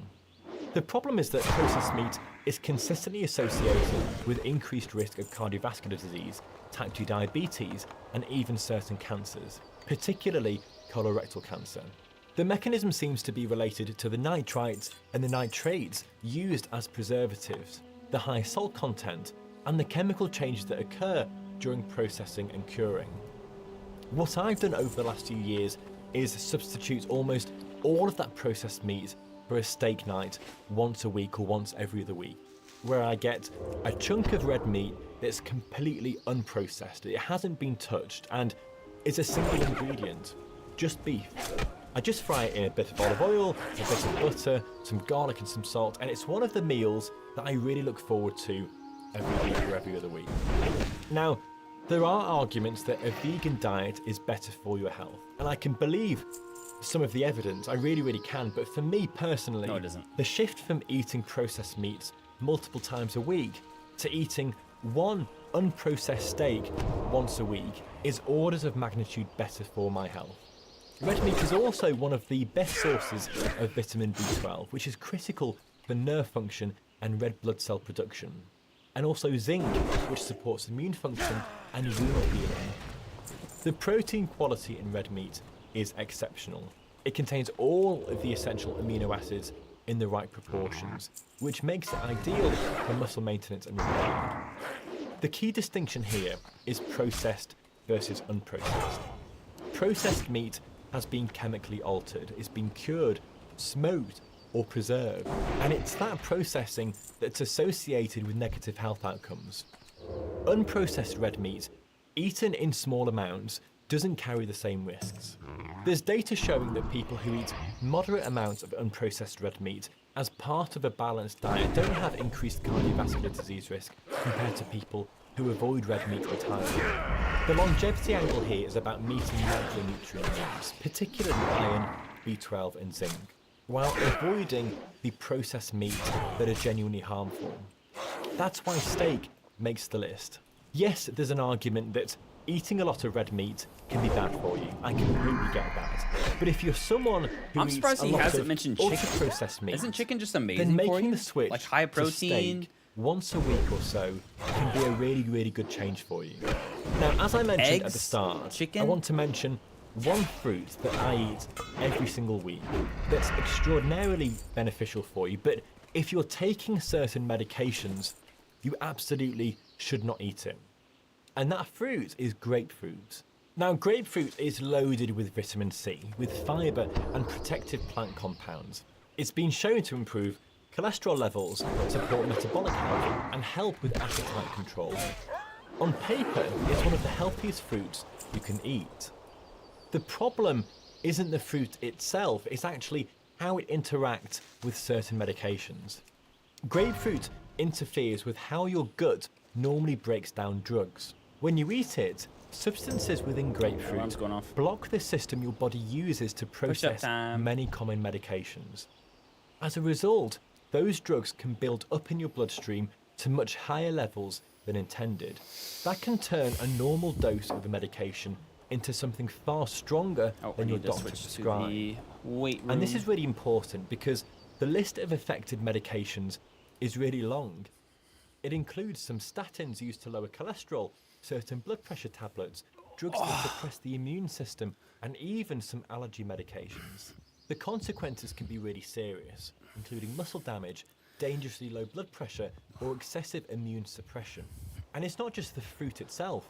Grapefruit juice causes the same problem, which is where many people get caught out without realizing it. Now, if you're not taking any of these medications, then grapefruit is a fantastic choice. It's low in calories, high in fiber, and supports immune health and skin integrity through its vitamin C content. There's also evidence it can improve how your body handles sugar and Something help about you just with squats weight gets regulation, my blood probably flowing. because it helps you stay fuller for longer. The key takeaway here is awareness. Grapefruit is either a powerful health food or something you should completely avoid, and the difference comes down to your medication list. If you're unsure whether this applies to you, then call your doctor, ring your GP or your pharmacist. Knowing this one interaction can genuinely prevent serious harm. So to bring this all together, healthy eating isn't about finding exotic superfoods or following restrictive diets that make food feel like a chore. It's about consistently choosing Start a timer single for 15 ingredient, minutes. minimally processed foods that you actually enjoy eating and can sustain over years and decades. The 11 foods that I've talked about today aren't expensive, they're not difficult to find, and they're not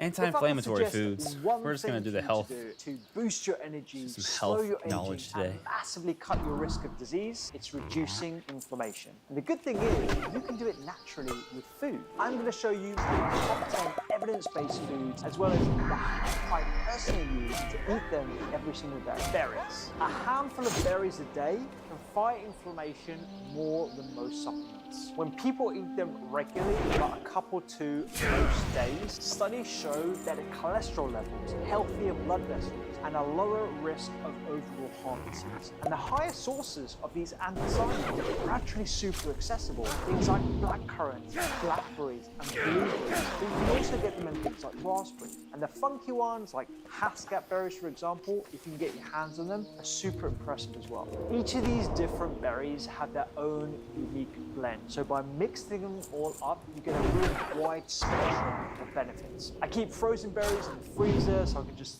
throw them into things like overnight oats or yogurt bowls. If you prefer getting your berries in a powder form, make sure you're getting freeze-dried berries. That is the best preservation method to ensure that you're getting a wide spectrum of nutrients. Berries are such an easy way to get your daily dose of anti-inflammatory benefits. Greens. Dark leafy greens like spinach, kale, chard, rocket are like nature's multivitamin. They give you fiber, folate, vitamin K, vitamin C. They also have a special power called carotenoids, like lutein. And once in your body, lutein sort of acts like a shield against oxidative stress, one of the main sparks of inflammation. People who eat a carotenoid-rich diet show lower levels of inflammatory signals, and just one portion a day, around 80 grams or so, was linked to a slower brain decline, equivalent to being 11 years younger. So if you're looking for longevity benefits, get you greens. The darker the green, the richer it tends to be in these compounds. I usually go for kale, caponero, spinach, or chard. And a special trick is to also rotate between cooked as well as raw greens to preserve a full spectrum of all their nutrients. This is nothing new. Every culture seems to have its own version of daily greens. Collards called sukuma wiki in Eastern African countries, saag in India, one of my personal favorites, edible wild greens called toaletes in Mexico, the list goes on. I personally just add them to whatever I'm eating. Salad, soup, stir fry, or smoothie, or just simply having it sauteed with garlic and olive oil side of a meal. Just remember, don't forget your daily greens. Sprouts. A handful of broccoli sprouts can contain 50 times more anti-inflammatory compounds than fully grown broccoli. Now, if you haven't tried sprouts in general, they're basically plants at their very first stage of life. They are super concentrated in nutrients. And honestly, you can sprout almost anything. Radish, lentils, alfalfa,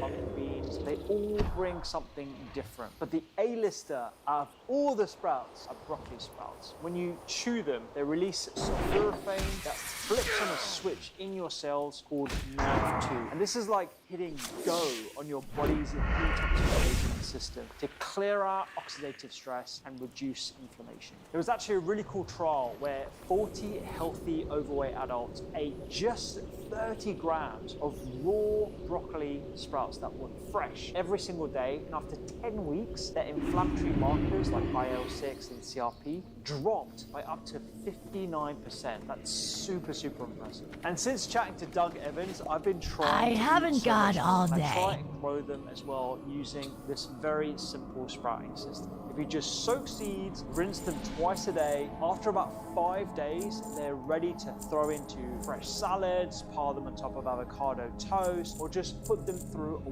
warm grain bowl just before serving so they keep their crunch and their potency. One of my first videos on YouTube was me putting some sprouts on top of an egg Florentine back when I used to live in Sydney. I think sprouts are completely underrated. These should really be a cornerstone of a healthy diet, not just a garnish. Extra virgin olive oil. Quality extra virgin olive oil just like this is not just for cooking. It's a liquid anti-inflammatory. It's such a big part of the Mediterranean way of eating, which is one of the best studied diets for lowering inflammation. And the secret here isn't just the healthy monounsaturated fatty acids, it's also the polyphenols from the olive, like oleocanthal and oleopine. They act on the same inflammatory pathways as things like ibuprofen by inhibiting something called the COX enzyme, and that lowers inflammatory messages like prostaglandins. Now, of course, it's not the same as taking a painkiller. It's much gentler in its effect, and it works kind of like in the background, but it all adds up over time, and you're getting it in the context of whole food, again,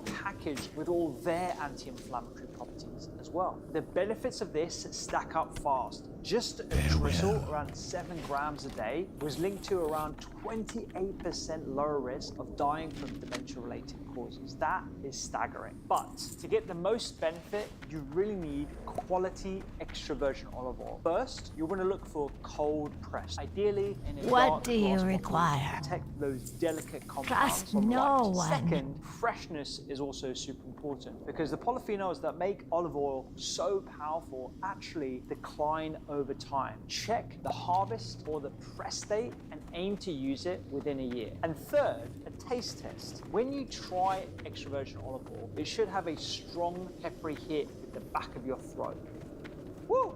That's a really good sign that you have a bottle that's high in polyphenols, which is exactly what you're looking for if you want to lower inflammation. And for extra points, bonus for the manufacturers, they will actually lab test their olive oil for polyphenols, and you want to be aiming for a minimum of 250 milligrams per liter. I go for at least 2 to 3 tablespoons of good quality extra virgin olive oil every single day, with lots of other polyphenol-rich foods to get those combined benefits.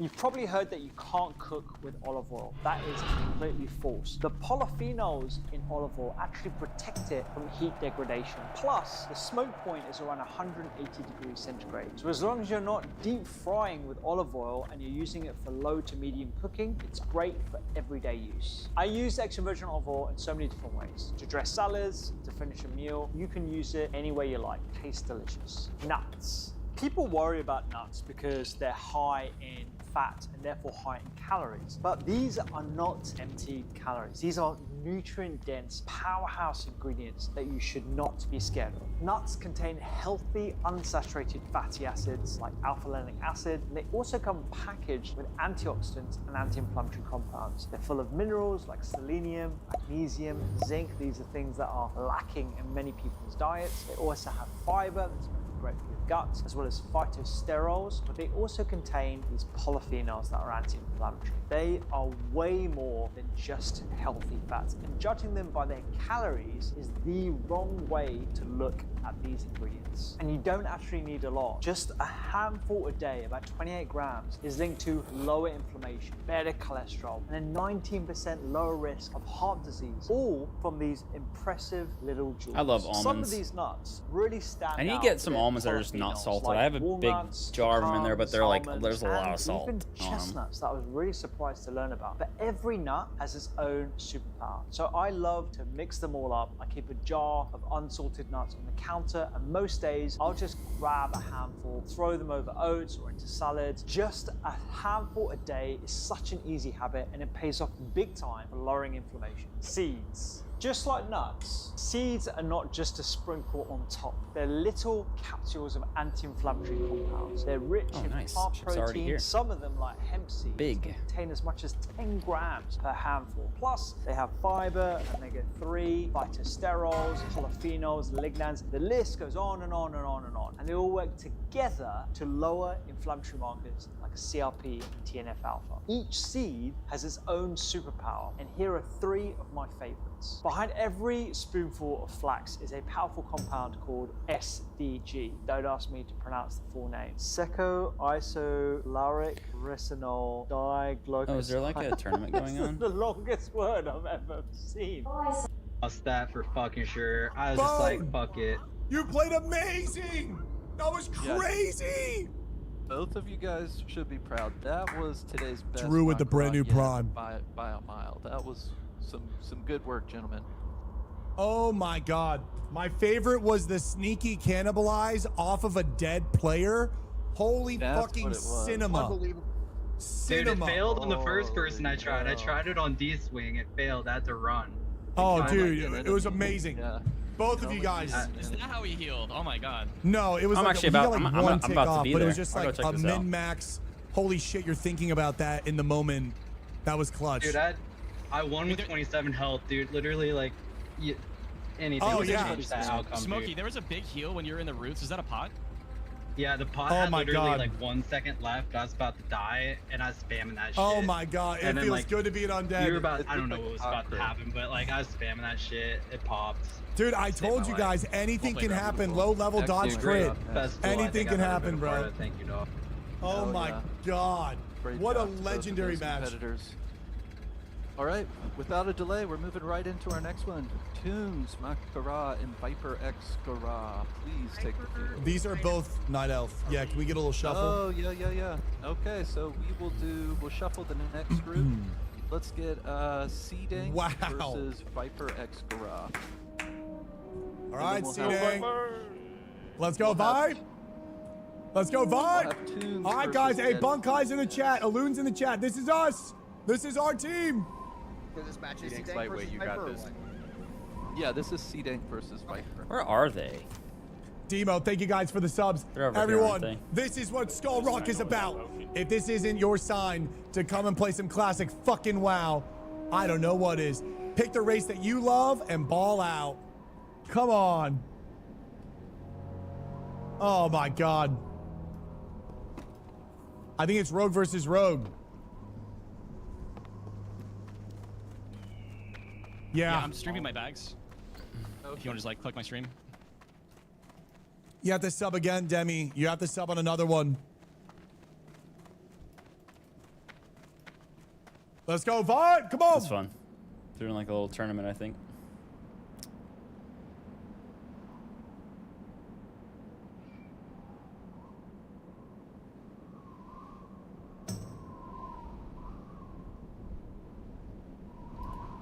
A little late to the coffee.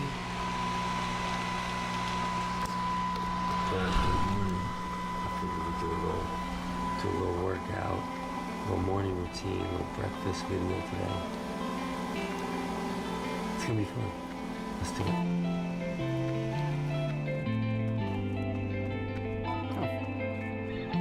Is that a Bible?